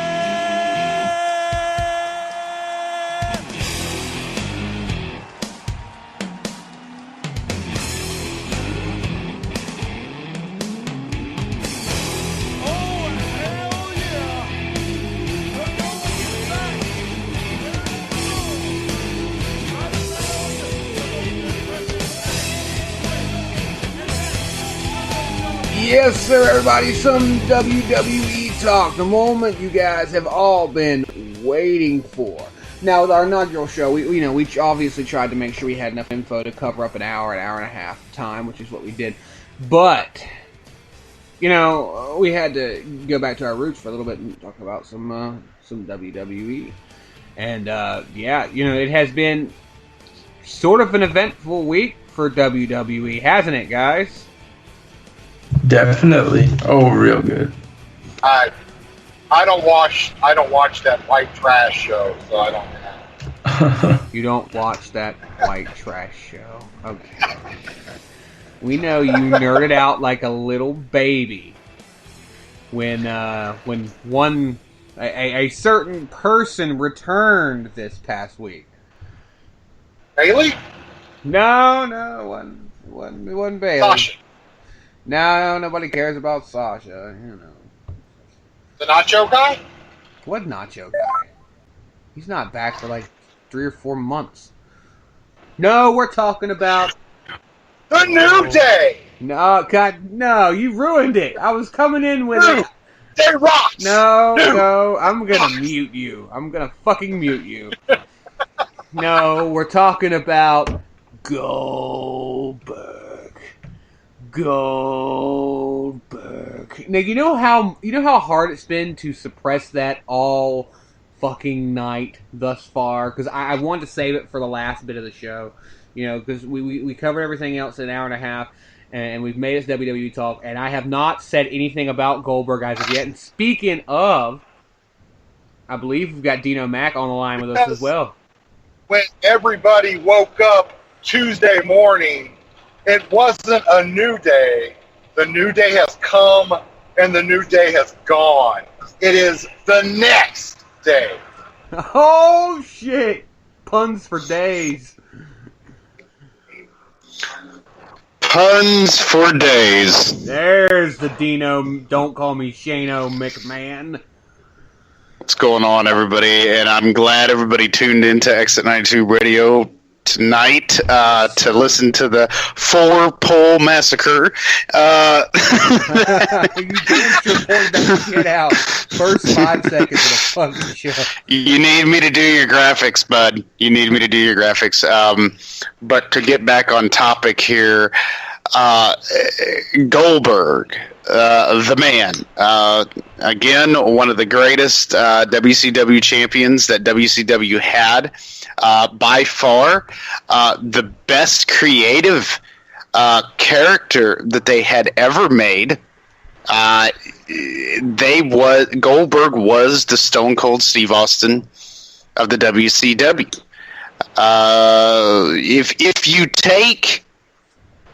If you take Austin and let's just swap. Okay, let's put Austin in WCW. And let's take Goldberg and put it in WWE. Same character, same persona. Okay? I think that the shows would have continued to go back and forth in the ratings. It wouldn't have mattered because their characters is what everybody related to. Everybody at one time wanted to beat the hell out of their boss because they was tired of getting stepped on by the big guy. The big brother always watching, and then as far as going out and somebody pissing you off and you just whooping their ass in 2 minutes, people like that too. They related, to that. So I think it was really cool to see go back because he's old as fuck, and it was good to see it. It was good to see him back. He did not walk out. He did not walk out with the same step that he normally walks out to. Of course, he was a little bit tied down. When you wear the traditional trunks as a professional wrestler, you're a little bit more free, flexible, but you don't. You can't do very big high kicks when you're. I think he's around 50, give or take, maybe. I don't know. But okay, so he's 50 years old, and he hasn't been in the gym like he was back in the WCW days. He's been chilling out. And if you guys get a chance, check out the Steve Austin podcast here on Spreaker.com. Check out the Unleashed version of him and Goldberg talking. They had a 2-part segment. It was really good. And the one thing about this whole Goldberg coming back and talking about Brock Lesnar and everything, I think it's terrible. I think it's a horrible decision to come back. And I know, Nick, I know you disagree with me on this, but I think that it's one of those things that Goldberg done whooped him. Yes, the match sucked at WrestleMania 20, but Goldberg done won the match. Of course, Brock cried like a little bitch, like he always does, flips off the company because he feels as though that he's entitled to whatever because he's so amazing. But he's Lesnar is just like Goldberg in a sense of their wrestling abilities are pretty much limited. They're only a powerhouse, and that is it. They can't do anything. He tried to do the shooting star press, and he fucked that up. So Lesnar did. So as far as the match between these two go, it's going to be a dud match. It's going to be a dud match unless they step up their game, get into the gym, do some prior in-ring skill, refreshing with each other and with the trainers at the Performance Center. Then we might see a surprise match that will wake everybody up, but I think it's going to be a sleeper match. I really do. The one match that we need to be focusing on, if you're going to have a battle of the old guys, I think Lesnar's 40. If you're going to have a match of the old guys, you might as well do the match that we've all wanted to see, and that's Steve Austin versus Bill Goldberg. That is the match. This match is a rematch, which, in my opinion, I think Lesnar will win it. And then it will turn into maybe a WrestleMania rubber match of the old guys going at it again, and then we will. Go ahead. Aren't they saying? Are they or are they not saying this is the one and only Goldberg return match? Are they saying? That was the way I understood it. That this match will be Goldberg's one and only return match. This isn't going to be a three-way. This isn't going to be somebody wins one, the next person wins the next, and the third match to settle who the best is. This is the only return match he's doing with WWE. Well, see, Jay, that's what I'm talking about. That would be a dumb stalemate then. So what? We just hand Brock Lesnar a win, and then what? If it won't be bad if Goldberg wins. It will not be bad. It's one of those things where you have an opponent that you just could never beat. I mean, it took The Rock 3 times to beat Austin at WrestleMania. I agree with you on that degree. I believe, honestly, the worst thing that could happen would be for Brock to win because now, he wins this next match coming up, Survivor Series. If they have it then, Goldberg will still say, you're right, you beat me at Survivor Series, but at WrestleMania, you're still 0 for 1. You've never beaten me at WrestleMania. And that's something he's going to have to deal with. I think that would be a better turnout. If Goldberg wins, it would be way better outcome. I just hope the match is not a sleeper match. I hope those guys are at the Performance Center training, sitting in the gym, getting beefed up, doing what they need to do to put on a good match. Because otherwise, again, we're back to the battle of the old guys. Nick, you was going to say something? I mean, I've been so excited about this Goldberg return up until I started talking to Dean. It's like somebody has just told me Santa Claus is not real. I mean, damn it with the points that you make being fucking real or being fucking right. It sucks. I mean, and keep in mind the last time these guys met, what is booked is probably the worst WWE match ever booked in history. They ever did. Because they were both leaving, right? Yeah, creative just fucked them. Well, if Goldberg's only going to do one match, what the fuck does he care? You see what I'm saying? He's leaving. It doesn't matter. This isn't where he's going to be sticking around. So again, now we have to worry, is Goldberg going to do a shitty match just because he's not going to be here the next day? He's not going to be here on Raw. You know, if the pay-per-view is Sunday night, he's not going to be here Monday night. He's got nothing to lose in the game. You can do the fact-checking if you want, but I believe after WrestleMania 20, Goldberg stuck around. I mean, he was in a few Elimination Chamber matches. He was there. I want to say he was in. No, I don't remember him in a cell, but I'm not going to sit there and say that he wasn't in one. No, I think he did stick around a little bit longer, but he did leave. No, right after 20, yeah, dude, that was it. No, he left right after 20. It was before that. He was in he was in Elimination Chamber matches with Triple H, and he worked with Jericho for a little bit. Because that was the year of 2003. Some people called it the year of Goldberg or whatever. And he had matches with The Rock at Backlash. He had matches with Chris Jericho at Bad Blood. He had matches at Elimination Chamber with Jericho, Randy Orton, Triple H, Kevin Nash, Shawn Michaels, and that's it. And like he did the series of matches with Triple H, Elimination Chamber, Vengeance, and then WrestleMania, I believe. No, not WrestleMania. Another pay-per-view where he won it once and he dropped it, and then he helped Eddie Guerrero beat Brock Lesnar at No Way Out. Wow. And then and this was going into 2004. He helped him beat him in 2004.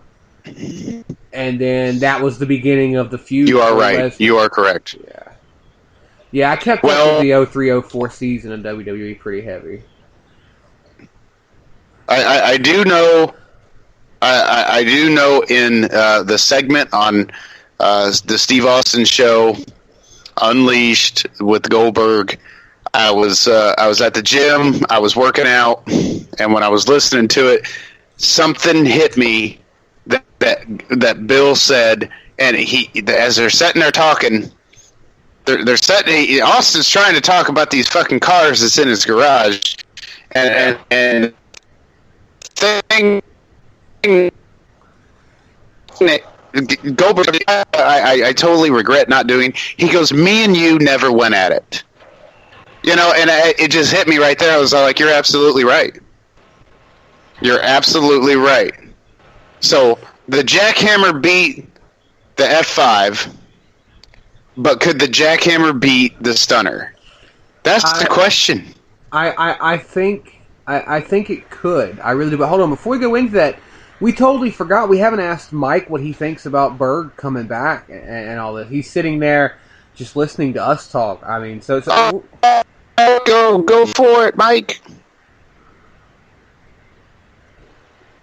Mike, maybe did we lose you? He may have stepped away. I'm not really sure what happened to Mike. We will have to come back to that. He may be like taking a cigarette or taking a shit or. Oh, I'm here. Oh, there he is. There he goes. But, anyways, so I think it's all right that he's back. I'm satisfied with that, but at the same time, I don't like what they're doing right now with the whole Lesnar and Goldberg thing. I think it may be a good match if they put Goldberg over on this match. If not, then it's just going to be a Lesnar winning kind of botch kind of thing. And that, to me, isn't going to be my favorite thing to watch if it's a botch and if it's like a big stale kind of match. Like what Dean was saying here. Well, so, yeah. Great minds think alike there, Dino and Mike. I just think it's good. Well, I like you guys know how I feel about it. You know, I feel like it's going to be a great match. I feel like it's going to be a 5-star, one of the best matches we've ever seen type matchup because both of them are, you know, still maybe not in their prime, but both of them are definitely doing very well for themselves. But yeah, you know, Dean, Stunner versus Jackhammer. You know, if you really want to get down to it, the Austin elbow versus the spear. I don't know. The Luthez versus the spear. There we go. That could be another one. I say Goldberg takes it. And the reason I say that is because the same reason I said that with The Rock. Same reason I said that with Triple H the few times that he beat him. He's a powerhouse. One of the reasons you gave earlier about Lesnar and Goldberg's matches not being good because they're not versatile. On the other end of that spectrum, them walking into a ring and just getting pummeled is not believable. And it's kind of the same thing with Austin. Austin is not a powerhouse. He's a good wrestler. Maybe Texas catch as you can type style. I say the match would be probably one of the greatest we'd ever seen, but Goldberg would get his hand raised. Okay. I honestly couldn't give you a straight answer to that because Austin has the never die, stomp a mud hole in you, just fucking. Austin can get hit and keep coming back at you and piss you off. I'm stepping outside my hotel room right now, talking about this damn match. Austin has that never die attitude, which is really good. With Goldberg, you have not the never die attitude, but Goldberg has a tremendous amount of threshold for pain. You can hit Goldberg several times, and he just keeps coming at you. So I couldn't give you a winner. I think it'd be hands down a good match of the old guys, a better match of some of the old guy matches that we have. But with Lesnar and Bill going at it, I want to say it definitely is going to be a Hulk Hogan and Ultimate Warrior match. It's going to be pitiful. It's going to be just you're going to throw up. Are you talking about Warrior Hogan WCW? No, worse than that. What? That was the only. They put on 2 matches together. And that was, one-on-one. They put on 2 matches together in their entire careers, and that was WrestleMania 6 and then Halloween Havoc 98 or something of the sort. And Halloween Havoc. But WrestleMania 6 was fucking fabulous. That match was awesome. I don't What? Dude, have you never seen that match? Yeah, I seen the match, and I'm telling you, it was horrible. As much as I love Ultimate Warrior could not perform. He could not wrestle. There was nothing. Even Triple H tried to help this man. Nothing. There was nothing. Ultimate Warrior could not wrestle at all. Nothing.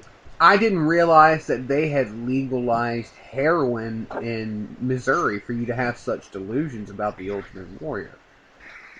He was not when he became the Ultimate Warrior, and he started wrestling against Hulk Hogan and building and building a persona, building the storyline against Hogan.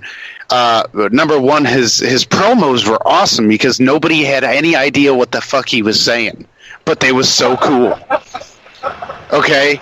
They were so cool, but at the same time, when he got in the ring, I think you need to take a second look at both his matches against Hogan. Take a look at his match against Triple H. It was just, hell, take a look at his match against the Honky Tonk Man. Okay? Wow. I'm not going to bullshit you with the Honky Tonk Man match. That match did suck. I've seen that match. I've seen those series of matches. I didn't like those. But, dude, I don't know. I have to disagree with the Hogan thing. I've watched Hogan Warrior several times, WrestleMania 6. And for a while, that was in my top 5 of greatest matches ever. Because it was just... Wow. It was a great fucking match. It really is. It was a great match because of their stature, of who they was. You had Hulk Hogan, the immortal one, versus the ultimate one. It was that was why it was such a big deal. When they got into the ring, Hogan was flabbergasted. He's like, Jesus, I tried everything to help this guy out and to put him over. And yeah, he put him over, but it's kind of like Rocky Balboa and Apollo Creed in the second movie. Okay, when Apollo Creed said, he goes, "Yeah, I won the damn match, but I didn't beat him." That was that was like the Warrior. The Warrior won the match, but he didn't beat Hogan. He didn't beat him. I don't know. So I'll have to agree to disagree with you because I'm thinking about the match now. I'm going through my head because I just watched this like a week and a half ago again. Because I'll sit down. I bet you did, eating your bootios. I bet you did. No, don't you dare do that to me, Dean. Hey. Don't disrespect Dean. That's what he watches before he makes sweet love to his wife. Sure. Yes. No, I mean, I pick random old matches to watch every so often. I just watched Survivor Series 1991 or 92 a little bit ago too. But, I was watching WrestleMania 6. I just wanted to see the Hogan Warrior match, and I watched it, and I loved it as usual. I was even on the edge of my seat because I knew it was going to win. But I mean, I don't know, man. I can't think of a part in that match that I would change. It was just a great match. I mean, I think I'll just have to agree to disagree on that one. Because that's fair. That's fair. Maybe it's just because, it was one of my first... I mean, of course I wasn't alive at the time, but one of the very first WrestleMania matches I ever seen was Hogan versus Warrior. So, I don't know. It's just a really good match. I always thought so. But Goldberg and Lesnar is going to be good, man. It's got to be good. Man, I got to say, Dean, I mean, I know you keep comparing, talking about him versus Stone Cold. And I'm not very familiar with Goldberg's record, per se, with WWE versus WCW. But in WCW, the only finishing move that ever stopped Goldberg was a cow prod. That's absolutely correct. Yeah, I mean... So I don't, again, I respect Steve Austin. Mm-hmm. I automatically, unfortunately, just like you with anybody that's watched any time of wrestling, when people say Stone Cold, I kind of giggle and say, "You mean Stunning Steve?" Because I remember those days with the blonde hair. But I think it would be an interesting match to see. Yes. And Austin being the veteran, I think he would carry him. And I just think it would be a great match all around, and it would be one of the things that the fans would like to see that we never got to see. We've just been ripped off on that. Well, I don't know if we've been ripped off. I thought I heard recently, and I know you were talking about his podcast, I think didn't Stone Cold just say he had a rotator cuff surgery, some shit like that? That is correct. That is correct. And that he can't return to wrestling. Was the way he can return. He can return. He's golden. Okay, the way fucking Dean over there on Stone Cold's little rock there, I guess.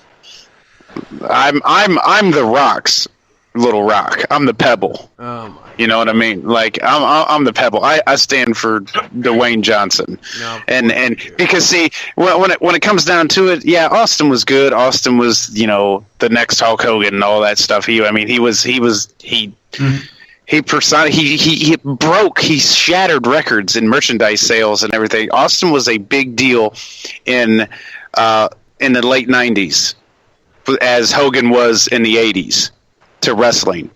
But I'm like, The Rock. The Rock. The millions. Yeah. That's right, Mike. That's right. The millions and millions of fans of The Rock, and it just his. I don't know, but that's besides the point, because The Rock lost to Goldberg, and Lesnar's lost to Goldberg, and Goldberg was beaten by Kevin Nash, and that's another thing too that really makes me upset, is because that undefeated streak at least should have lasted, at least if they wanted to break the streak at all. I think that streak should have lasted until they got bought out, and their last night should have been when should have been Goldberg losing the streak, at least, if that's when they was going to do it. They shouldn't have lost it was so cheesy to use a cattle prong just to have him like, really. You didn't have anything else. You know, why didn't they use a cattle prong on John Cena on the matches that he was winning all the damn time and getting crammed down our throats? They didn't use no cattle prong then. Yeah, but was John Cena ever WCW? No. John Cena was just crammed down our throats. Right. Well, he was WCW, but only for about 4.5 seconds, quite literally. He was in the Ready to Rumble movie under a WCW prospect contract. Ooh. Yeah. Remember the scene? If you guys have ever seen Ready to Rumble, if you haven't, I don't know why the fuck you're here, but okay.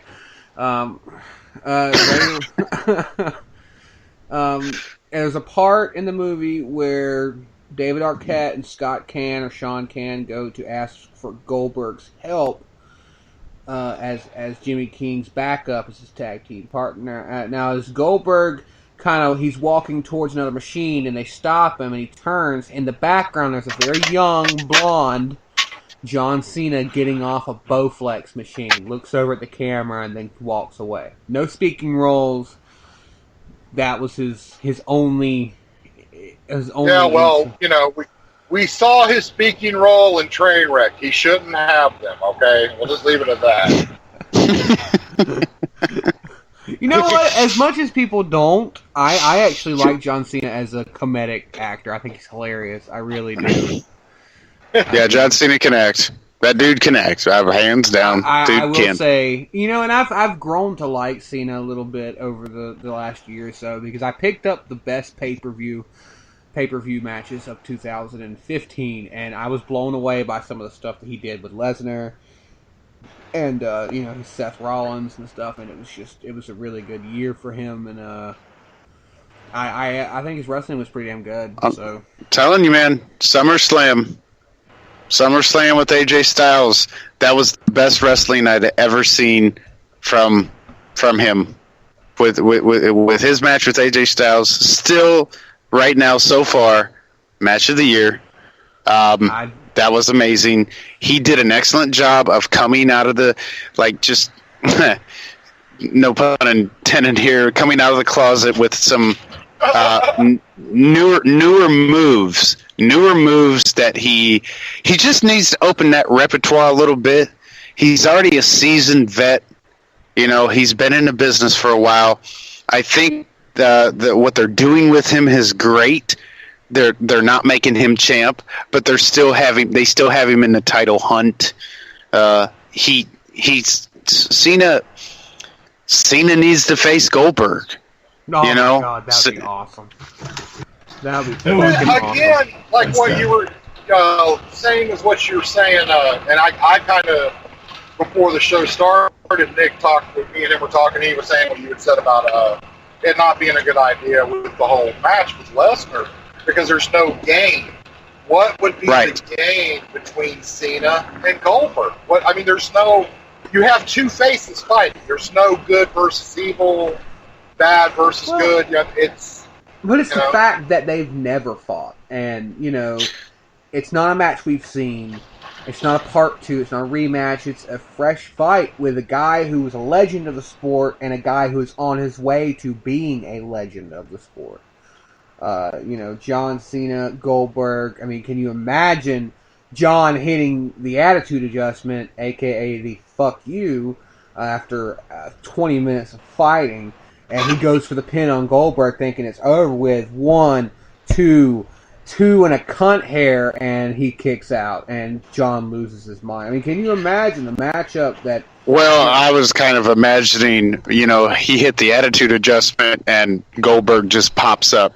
Just takes the hit and pops right back up. Yeah, see, I can see that too. You know? I don't think... Goldberg wasn't much of a kicker-outer. He was more of a get-hit, kind of get-back-up kind of guy. Kind of like shake his head a little bit, you know, shaking the cobwebs real quick, and then, you know... Yeah, so I can you imagine the pop that kind of match would get? John Cena, Goldberg, WrestleMania 33. That would be good. See, I like Cena, but I liked him more in his early years when he was Prototype. That was kind of my thing for him. Afterwards, it just kind of died down on me. I still watched him. I ended up getting his autograph back in Niagara Falls when he was when they debuted the Raw Energy drink. Oh Nice. God, the Raw Energy drink. Yeah, that was way back. That lasted all of like 5 fucking seconds. Sort of like the XFL. They had like a debut for it, like a release. And he was there and Randy Orton were there for autographs. I stayed, I got John Cena's autograph, and I'm like, fuck this, I'm not waiting to get Randy Orton's autograph. Yeah, nobody By the cares time about I get the autograph, I'm going to be don't- drenched and sick. Just don't say that to Randy because he has a temper on him that can, I get that. But see, my view was it was raining outside. I was already drenched and wet. And to get one autograph and have to go back in line and wait for the next one, what's the point? It's the passion, the heart. I know that there's passion. It's just, I don't know. if I can get somebody else to go for me, why should I go? I like I that. I'm kinda getting- like I'm- the idea a bit better of Randy Orton walking around to people's car windows, knocking on them, asking if he can give you an autograph. That would be even better. Yeah. Oh, yeah. Yeah. I kind of like the idea of Randy Orton just RKOing people out of nowhere, just randomly. Right on. Random fucking. 6-year-old little child, he just RKOs him. That'd be awesome. Now, I would pay to see that. Oh, that would be dope. We have all deep down wanted to RKO a 6-year-old child. I think everybody does. I mean, who doesn't want to arcade, especially when you're in McDonald's, and you got that. Or old people. Old people are the best. That'd be awesome. 90-year-olds, especially driving. You just want to get out the car and RKO them off the bridge, and just. Hey, yep. Yeah. Oh, you mentioned match of the year material earlier, Dino, and that reminded me that it is now time for the match of the week. And yes, I know we're in the middle of WWE talk, but I did want to say something about this because I was supposed to say it before we started our WWE stuff, but I kind of blew my load early because Goldberg was coming up, and I was like, So, That's what she said. Oh, shit, motherfucker. So match of the week for me, and remember every week we're gonna try and rotate here. Like maybe next week Mike could have the match of the week, and the week after Jay could have the match of the week, and if Dean's on any kind of regular basis at all, if he's ever on, he can do a special match of the week. But If Dean can ever return and actually start doing shows again.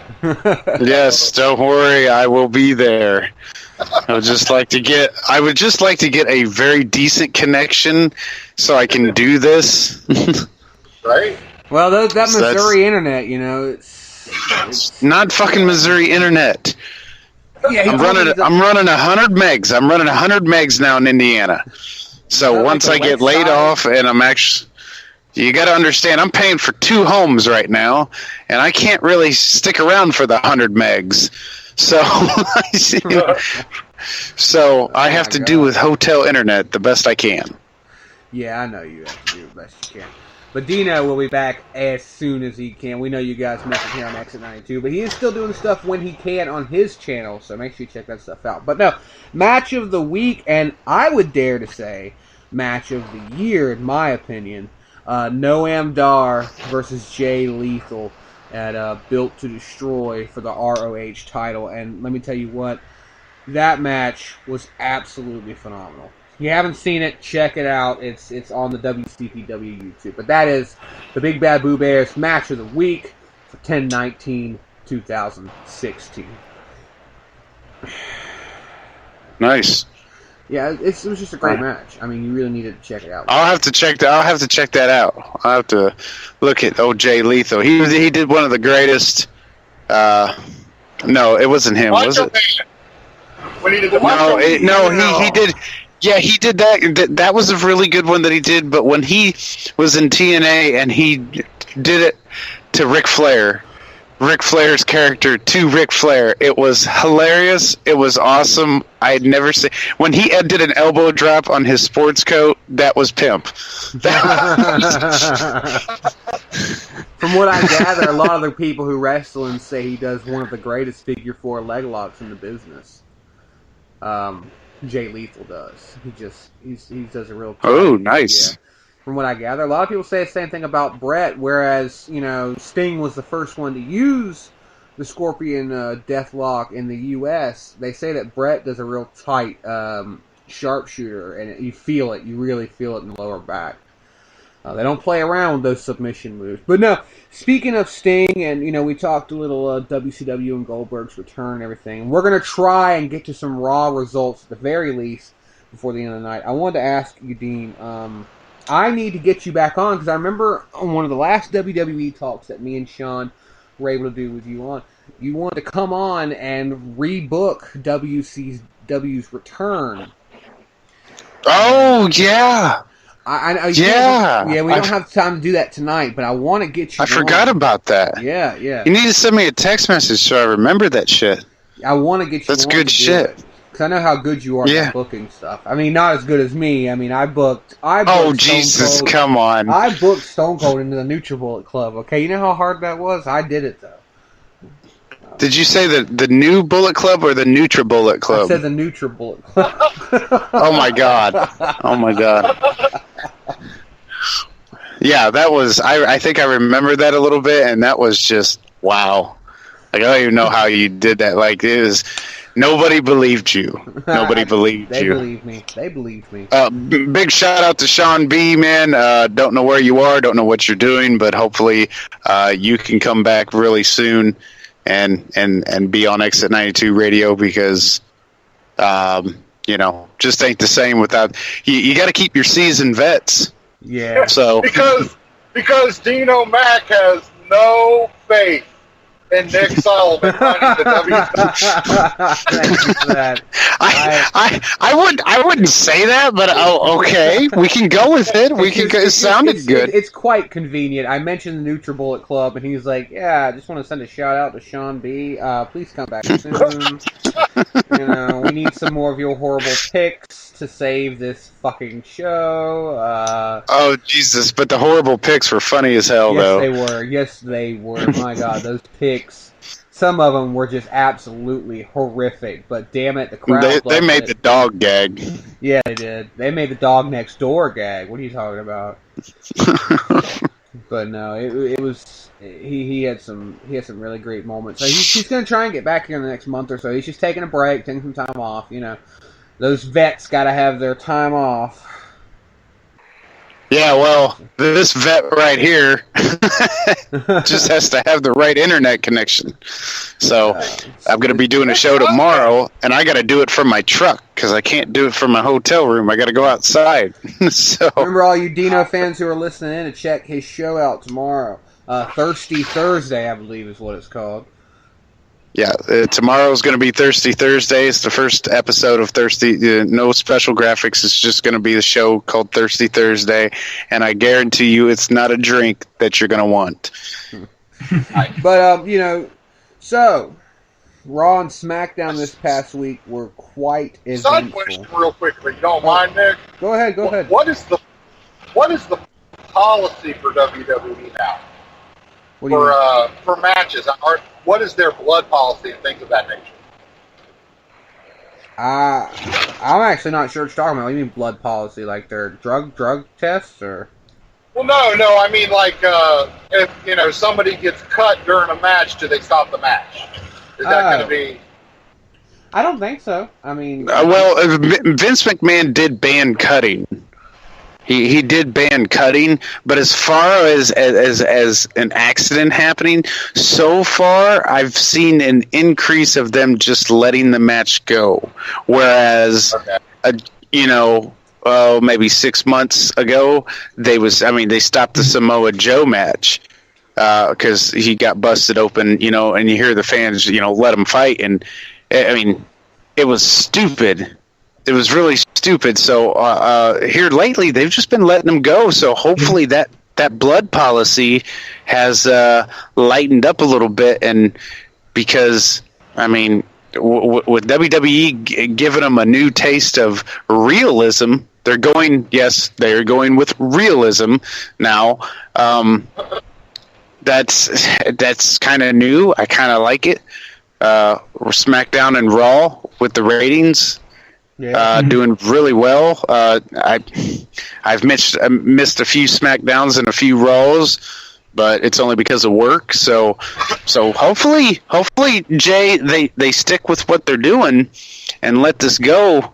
But I'd like to see some more blood fly on the fans a little bit. Get maybe some few lawsuits or. That's one of my concerns is that if, like the match that, everybody is wanting to talk about or wanting to see, if they come out and Brock hits Goldberg or Goldberg hits Brock and blood comes for his first hit, are they going to stop it? That's what my question is. You know what I'm saying? Are they going to let it fly, or is it something they would stop? I mean, because can you imagine if they had, if the PG era had been around longer and like they stopped Bret Hart versus Stone Cold middle of the match? Oh, Jesus! Can you imagine what that would have done? Because we all know that match, in my opinion, that's my top two, of greatest matches and of my favorites. My favorite greatest matches of all time. That's like my top two. And can you imagine if they had stopped that match early because Stone Cold was bleeding? If that was the case, they wouldn't even made it to your top list. No, it wouldn't have. It would have been like, it was okay. They stopped the fucking match. Nick, you've got a Jericho list. I'm just going to say that now. You fucking did not. What is fucking wrong with you? How can you say that to me? Because I'm Dino Mac and I say what I want. But no, you gotta answer me. What's wrong with the Bret Hart versus Stone Cold match? What is wrong? No, nothing's wrong. Nothing's wrong. I'm just saying, dude, Hulk Hogan, Ultimate Warrior. Come on, really? The greatest matches of all time. Yeah. No. Maybe for the uneducated fan, but you're educated, so I don't understand that. There's better wrestling matches. Educated. Wait, hold on. Mike said something. And I like to catch Mike talking because he doesn't like to talk very much. Mike, what'd you say, bud? I said there's better matches out there. Oh, well, Mike, you got any a better match than the Undertaker, Ultimate Warrior versus Hogan? Because I can't think of one.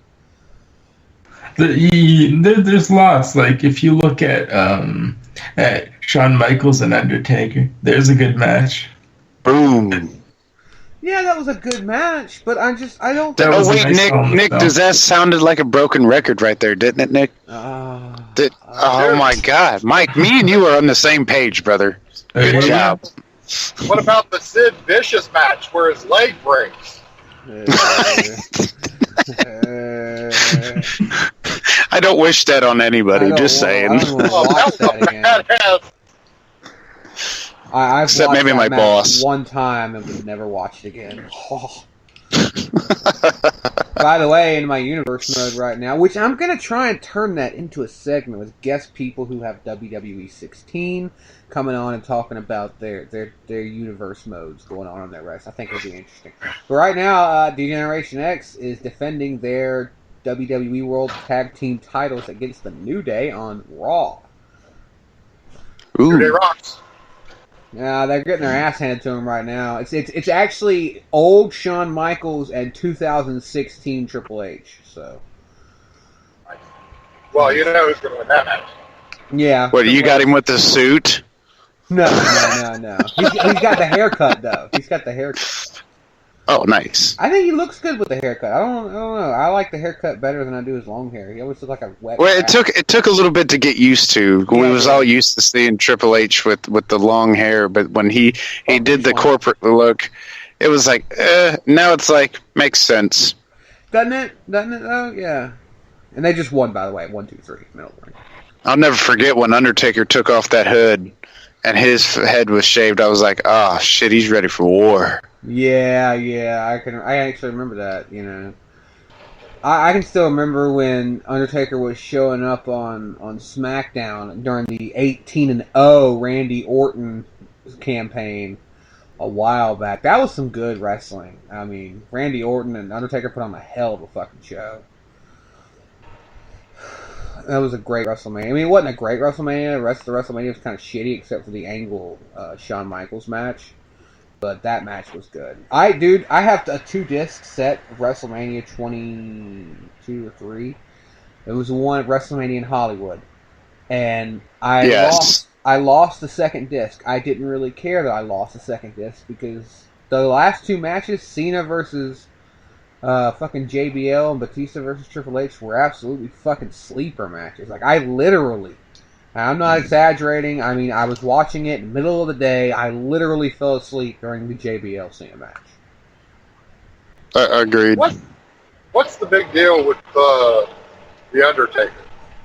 What do you mean, what's the big deal? He's just, you know... Well, I mean, I keep hearing, Undertaker is undefeated at WrestleMania, and he's such a badass. And I heard some guy in a podcast I was listening to bring up the stats and say, he's only lost once at WrestleMania, but every match he had outside of WrestleMania, he lost more than he won.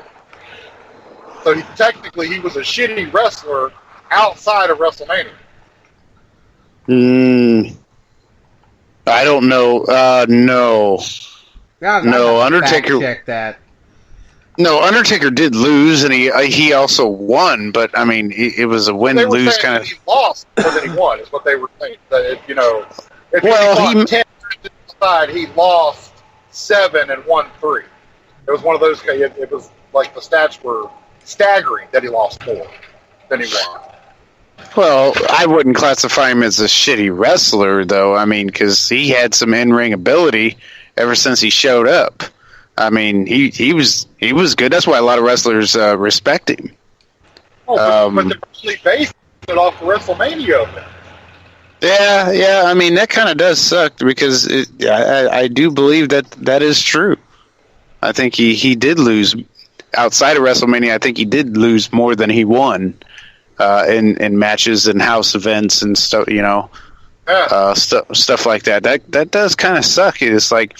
But when you see him, when he shows up, and he pulls up in that Harley Davidson, you know, you just kind of, and he's banging Michelle McCool, you know, you just kind of ask yourself, you know, what's he doing right? Just saying. Are you ready? He's here. Yeah, who wouldn't want to bang Michelle McCool? But I don't. That's because you're gay. But hey, we have reached the last. You can't reply. But hey, we've reached the last 30 minutes of the show, and I really wanted to hit up Raw results. So, Mike, you got some quick Raw results for match by match we can go through. Seth Rollins versus Chris Jericho. Was that the first match on the card? Yes. Holy shit, that's a way to start a show. Okay. But I think that's them setting up for Chris Jericho to be in that 3-way, ain't it? Yeah. The stipulation match? I'm guessing so. Yeah. Seth Rollins won the match. Okay. So that means Chris Jericho cannot be in the Hell in a Cell. It's going to be one-on-one Kevin Owens Hell in a Cell. Yeah. That sucks too, because I really do think that Chris Jericho needs one more title run and then call it quits. That's my opinion. I'm really thinking he's doing a really good program with Kevin, and this becoming obsessed Chris Jericho over Kevin Owens. This is getting really interesting. I'm thinking I can't wait to see what happens with that. The blow up is what I'm waiting for. I think we're all waiting for the blow up. Right, and I think they're wasting an opportunity because, just like you're saying, Nick, I mean, dude, if they would have had a 3-way and if Chris Jericho would have pinned Kevin Owens so that he won the belt and took it from Kevin Owens, the backlash out of that would have been epic. Phenomenal. It would have been totally fucking awesome. All right, next matchup on the card there are Mr. Mike Tenay. Before we get to that, okay, so Charlotte vows to hurt Sasha Banks in Hell in a Cell. They do like a little vignette kind of thing there. Ew. They have like a little sit-down interview. with Best ever. Hall of Famer Lita to discuss the Hell in a Cell. This is awesome. We've been talking about this for years. Oh, God. Me Yeah. and Heavy D. The women need to hit each other with chairs. The women need to be in hardcore matches. The women need to bleed. But it's never going to happen. This is not going to happen. It could. That's, We could have We a talked about female this Big last I Boss told match. them last week. I said they need to make the Hell in a Cell match a TLC match with Charlotte. But we know The tables, that ladders, they, and chairs. They should they do that. need to do it. But I think, like I said last week, a Hell in a Cell match is too far of a step. You know, we're not going to see what we expect. We're not going to see Charlotte going off the side of the fucking cell. We're not going to see Sasha getting powerbombed through the middle of the cell. It's not going to happen. It's going to turn into a match with a cell around it. The most we might get, the very most we might get, is a chair shot. Maybe. Well, if they want That's to a make step it, forward. yeah, A if very they want small to make step forward. the Hell in a Cell match their particular match, an adults only match, I saw these wrestling matches on Pornhub where a girl gets full, and then whoever loses, the winner gets to strap on a fucking Kong doll and bang the shit out of her in the center of the ring. They could do that. That would be exciting. Yeah. Jesus Christ. That's That is Jason fucking Bourne. terrible. That's Big J. Hey, Hell in a Cell, bro. I mean, come on. That is terrible. You know that though. That's just fucking. It's where you But, get you the know. bat that they're using in The Walking Dead, own the shit out of it. Oh my god. Wow. Alright, but Hell in a Cell wise, we know Dean thinks it's going to be good. I hope it's going to be good, but I just don't see it actually being good. Yeah, we'll see what happens. Alright, so Mark Henry and the Golden Truth versus Titus O'Neil and the Shining Stars. Ew. Mark Henry. Mark Henry and Golden Truth win. Ew. Is he still alive? I thought he had a, fucking retirement match by now. I've been gone forever. Yes, he has. I went and played pool in my basement when that happened, so just saying. Chris Jericho confronts Kevin Owens. He confronted Kevin Owens. What did he confront him about? Yep. About the Jericho match? sees Owens backstage. The tension continues, and Owens says, "This is exactly what Foley wants between them." Jericho almost calls Owens a stupid idiot, but stops himself. Owens gets upset and says he's not some stupid idiot Jericho can put on the list. They argue until Stephanie McMahon appears. She says they're doing exactly what they said they wouldn't do. Let Rollins get in their heads. Stephanie brings up the SmackDown Survivor Series challenge and says she needs her two generals to be on the same page, smarter and better than anyone else. They mumble a few words more to each other, and that's it. Alright, so now we got the match, Big E versus Sheamus. Oh god. Let me guess. I want to predict this one. I'd say it was Sheamus. Big E won. Oh really? Wow, that's the problem. Figured they would have gave it to Sheamus. Build something between him and Big E, but Okay, so after Because the New match, Day rocks. Being the shame best thing WWE has ever seen. oh no. So after the match, Cesaro filmed Sheamus while he was shocked about the loss. And Sheamus knocks the phone out of his hand. And then they go to the replays and all that. And then you have Neville versus Bo Dallas. Bowleys. Bo won the match. Told you, man. They're building them up. Building Bo up to go on versus Yeah, Bo Bray. won, then Axel came in the ring and hyped Bo up even more. And then Bo attacked him from behind and sent him to the floor. Bo follows and runs over Axel with the clothesline. Bo sends Axel into the apron and then the barrier a few times. Bo leaves Axel laying and grabs his Bo leave and go sign before leaving. Yeah, they're gonna build Bo to take on Bray 1-on-1 at WrestleMania 33. Yeah. That's what they're gonna do. Bayley versus Dana Brooke. Bayley wins. Please, son of a bitch. Dana won. Fucking cunt. That fucking bitch. That's what she was. Getting on my nerves. It like shocked the announcers too, apparently. Why? Why did it shock the announcers? I don't know. That's just what it says. She ends up getting the win, and then it shocks the announcers.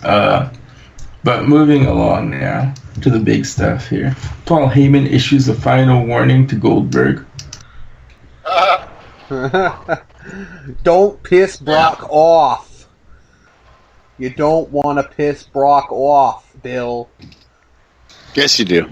No. Is it just me, or did, Goldberg take 12 years off from wrestling, come back, and still do a better speech than Brock can do? No, that is true. What you saw was good. That was a great promo, though. Your last! I love the end of that fucking... It gave me goosebumps. It gave me goosebumps thinking about it. Alright, so the announcers take them live to Paul Heyman. Fans chant Bill Goldberg. Heyman says last week's challenge was rhetorical. Heyman says it's obvious Goldberg is coming to say yes tonight. Heyman says Goldberg should think about this. Why didn't Lesnar challenge Goldberg face-to-face, icon to icon? Because Lesnar doesn't even think of Goldberg anymore. Goldberg isn't even worth Lesnar's sweat anymore. Heyman says it's fantasy, it's a video game. He advises Goldberg to just show up and say no tonight because maybe, just maybe, if he says yes, he's going to piss Lesnar off. It already pisses Lesnar off that Goldberg beats him 12 years ago and thinks he can do it again. Heyman gets fans to chant for Goldberg again. He says that's going to piss Lesnar off too. Heyman says if Goldberg says yes, he will be beaten, victimized, and conquered. Oh my god. This is why I love Paul. So I think that's a good thing, that he's getting pissed off. If they're going to do this, man, I hope they build it and don't just not say anything until the match. You know what I'm saying? Yeah, agreed. I want to see Brock and Lesnar come out and be talking, to fucking... Or Brock and Lesnar, excuse me. Lesnar and Heyman come out, and Heyman be talking, and they both be in the ring just talking shit from the other side of the ring. Goldberg pop in and spear both of them the week before the match. Mm. I want to see a cattle prong come out. Just saying. Well, there's no better way than for Scott Hall to return than to get involved in this match when it happens with a cattle prod. Hell yeah. That would be epic. That would be fucking epic. Nah, Scott Hall's too much of a drunk to come back to wrestling, hands down. He can't stay clean. Wait a minute now. Scott Hall has rebuilt himself with DDP yoga. Scott Hall is doing excellent. Yeah, but he's off the wagon again. Now, I mean, if he slips back into his old habits, then it's not. This is true. This is true if he does, but he's doing good. You need to get the network, Nick, and you need to watch Legends with JBL. I haven't watched Legends with JBL. I've watched the Jake the Snake Reborn documentary. That's really good. I keep hearing Dean drop all these drops. How many endorsements do you have, Dean? Well, I don't have very many. I seen that post you made up earlier, Jason, of the Mountain Dew Code Red. No, not Cold Red. That is Mountain Dew Game Fuel, which only comes out once a year. Oh, I don't know. Just as far as I'm concerned, for $9.99 a month, you guys can get this content, and they have some really good original shows, and JBL sits down with Scott Hall and Kevin Nash, and man, they're just, of course, Scott Hall is just sweating. He's just sweating. His pits sweating. But otherwise, it was good. It was good. It was a good show that he interviewed him, and I just for $10 a month, man, I don't see why you wouldn't. It's worth it. I had it for a little bit. I just don't have it right now because I'm tight, like as far as money is concerned. I tell you what, Christmas time comes around, I can go to Walmart. I can go Kmart. I can go somewhere. I'll get you a gift. I'll mail it to you. It'll be 3 months of the WWE Network. Man, are you The comments that are made by Dino Mac are brought to you today by Dollar Shave Club. Dollar Shave Club. Oh no, he pulled out Kmart, so I'm thinking Kmart may be behind him this time. We're just gonna start calling him the Jeff Gordon of Spreaker because Jesus Christ, There you go. The quality content you can get for $10 a month is outstanding, folks. Bam! And I even advertise Spreaker too, because just for what is it, like $45 a year, you can get 45-minute shows. Anybody can do a show on Spreaker. Anybody can. If you ever thought about getting into podcasting, boom, here you go. God, you're making you can me do wanna your own start wrestling over show. again. You just start over You can and hop buy another onto program. listen to my radio or Showcast and one of those and do it for nothing. Yeah, Yep, you can do that too. But I mean, you get more view here because it's more open. There's a wider array of audience. Like people actually be going down the list of live shows and say, "Oh, well, what's this? Let's check it out." But yeah, go ahead. Yeah, I was just gonna say we're gonna move on to the next match. We got 20 minutes left, and there's one last thing I want to cover. I'm leaving it a secret until we get done with Raw results. All right, so Braun Strowman versus the Mile High Trio. The Mile High what? Mile High Trio. Who the fuck is that? You know who the Mile High Trio is. Are they from like Are they from like Juggalo Championship Wrestling or something? Or are they like a new JOB squad maybe? I don't know. JOB squad. BWO. We gonna go. Braun Strowman obviously wins. Yeah. Then Rusev introduces the WWE Universe to his family. Oh, Rusev has a family? I didn't realize that. I just figured, he was spawned by Satan himself, maybe. Or Russia. If Russia has a Satan, then I would think that would be his son, was Rusev. Russia doesn't have Satan; they have Stalin. Ah. Okay. Braun Strowman's weakness is Chipotle. Just saying. It really is, like in real life. And for That's his right weakness. now, at Chipotle.com, for only $9.99. Oh my god! They're having an all-you-can-eat. Fucking Dino. I heard it's better than Golden Corral. You really are the shit, Vince McMahon. They're bringing you the #1 buffet in the South. Hell, it's so good. Jeff Foxworthy switched. Goddamn. So Braun Strowman beats the Mile High Trio. What happened after that, old Mikey? All right, so after that, the makeover of Emma to Emelina premieres soon. So they got like a little vignette for that. Okay. Carl Anderson versus Big Cass. Ooh. How did that go? Tell us who won. Mike, All right, so Big Cass wins. Okay. Big Cass whipped out his little Cass. Booyah! SAWFT soft. Yeah, it's soft. Get it? Little cat, soft. Sasha Banks. But you know, you can fix that with history. these nifty little pills right out of the WWE store called Viagra. Yeah. Alright, so the next thing is just the Sasha Banks little chat she had with Lita, my bad. Okay. So they have a little talk about her making history in the ring. What's next? Let's see. I'd like to make history with her. Swan and Alexander versus Kendrick, Nice, and Gulak. Okay. Nice. Brian Kendrick, Tony Nese, and Drew Gulak are the winners. I like Brian Kendrick. He's a little bit annoying, but he's still pretty good.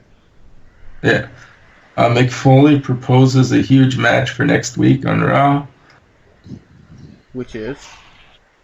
Let's see. They talk about three traditional elimination matches.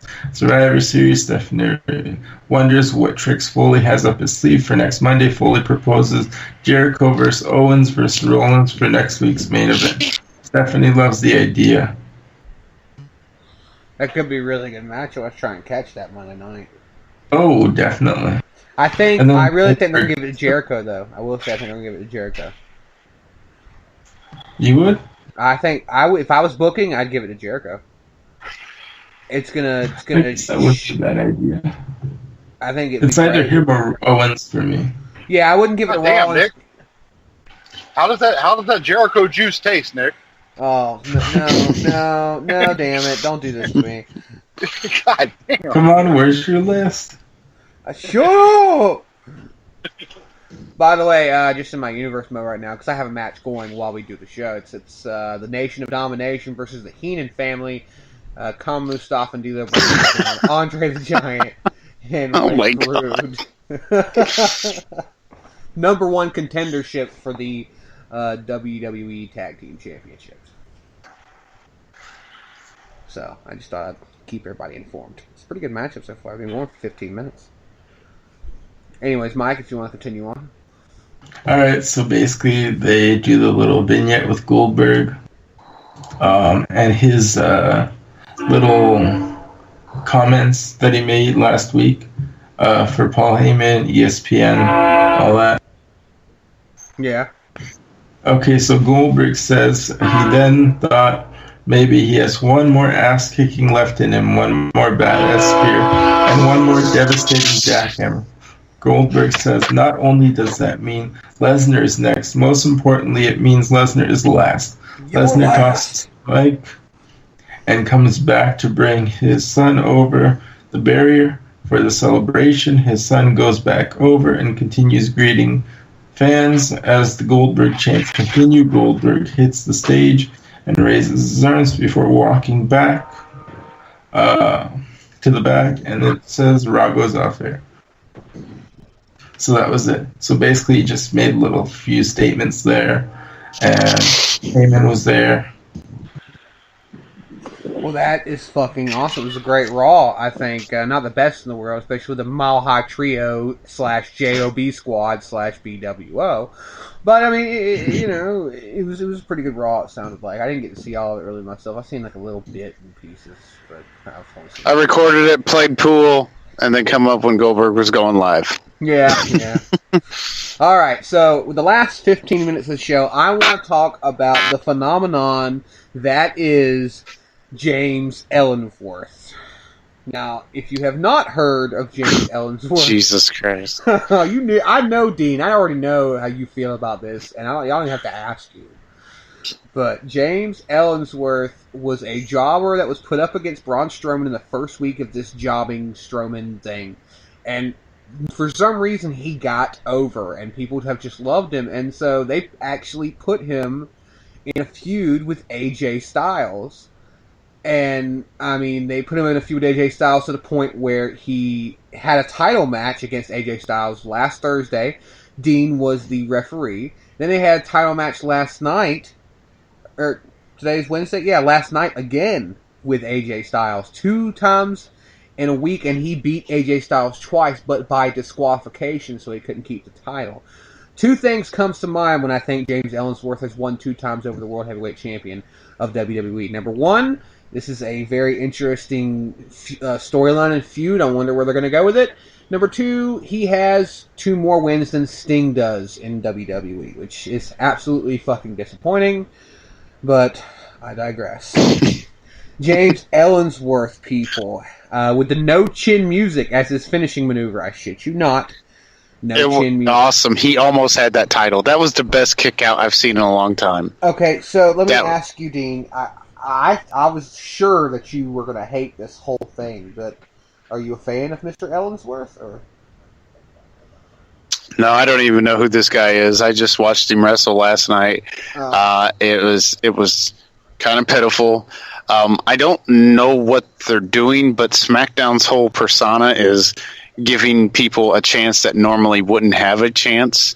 That's what they're about, new and upcoming talent, and putting those stars out there. They're doing a really good job. So this Ellen DeGeneres guy, he comes out and they've even got a T-shirt that you get on WWEshop.com. I'm thinking about buying it. It's probably like $25.99 plus tax and Never shipping. Mind. So and with every purchase you make, 10% goes to Dino Mac.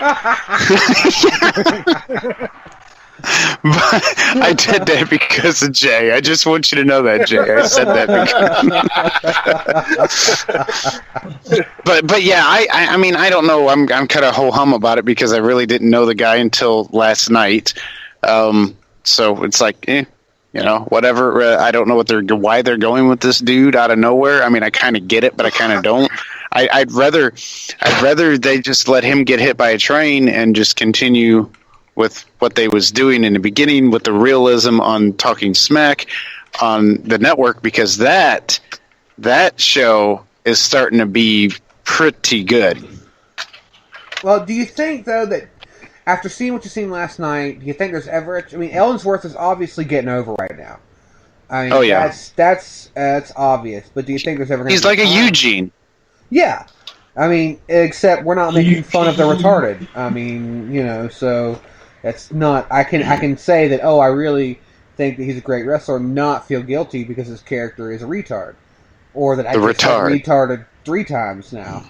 But, regardless, I think he could have some kind of long-term stay in WWE. Something. I mean, even as a jobber, he's getting over. People are loving him. And his moveset's not terrible.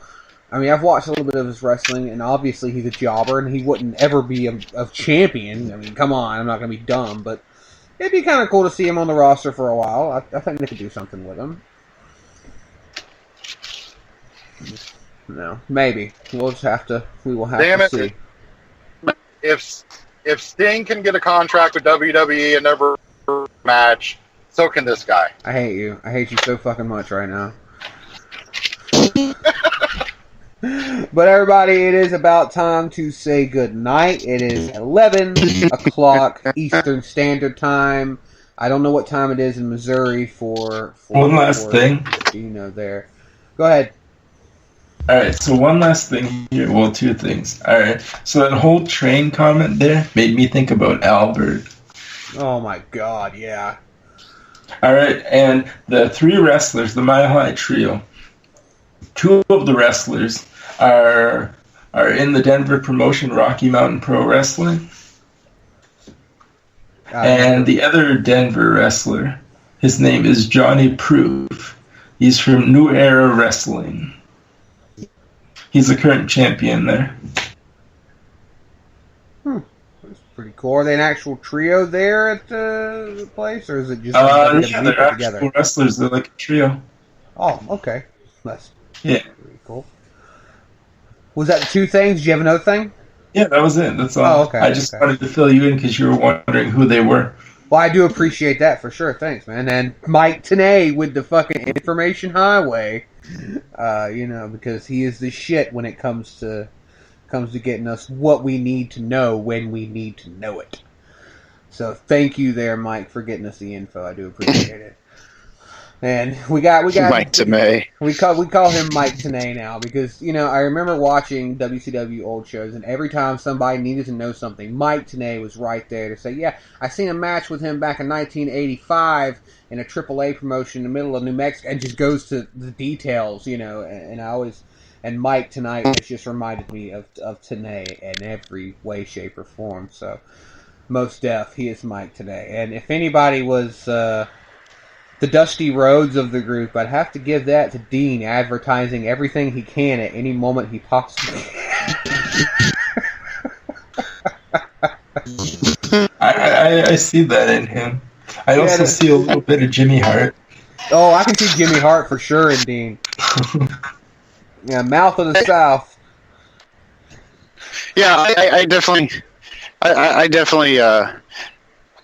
I think it's just a good idea to put out anything that you see that you like, that it lets your fans know of X92 Radio of what you're into. So in return, it takes and they go check it out, and you know what I mean. It just gets you, and somewhere down the line, some mowing company is going to be like, "Hey, we're going to give you this money for a year."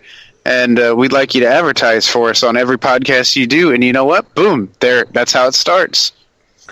And that is why Dino is the shiznittiest. So thank you, Dino, for coming on with us tonight. And enjoy it. And we are privileged to have this to have shared the same wavelengths as the great Dino, don't call me Shano McMahon. Everybody should bow. If anybody was the heel right now, if you get what I'm laying on, it would be Dino. But we're gonna say goodnight tonight from RML Studio 1. Me, the Big Bad Boo Bear, Mr. Mike Tanay B, Big J, and Dino, don't call me Shano Mac. All right here live on the 4-post/poll massacre. Thank you for tuning in. We'll be back next Wednesday, and hopefully very soon. Before we go, Dean, I don't think I ever got an answer from you. I'd like to get you on to do that rebooking of WCW. It don't have to be on a show. We can just do it as a one-off and put it out there. I really would like to hear you rebook WCW's return. Well, don't worry. Within this week, it's going to be done. Okay. Within this week, it's going to be done. And the following show has been brought to you by Coolers Light and Miller's Light. All right, everybody, we are signing off before we get sued. Thanks for keeping it live. Pieces. Deuces, bitches. That was awesome, guys. Oh, man. Let's see.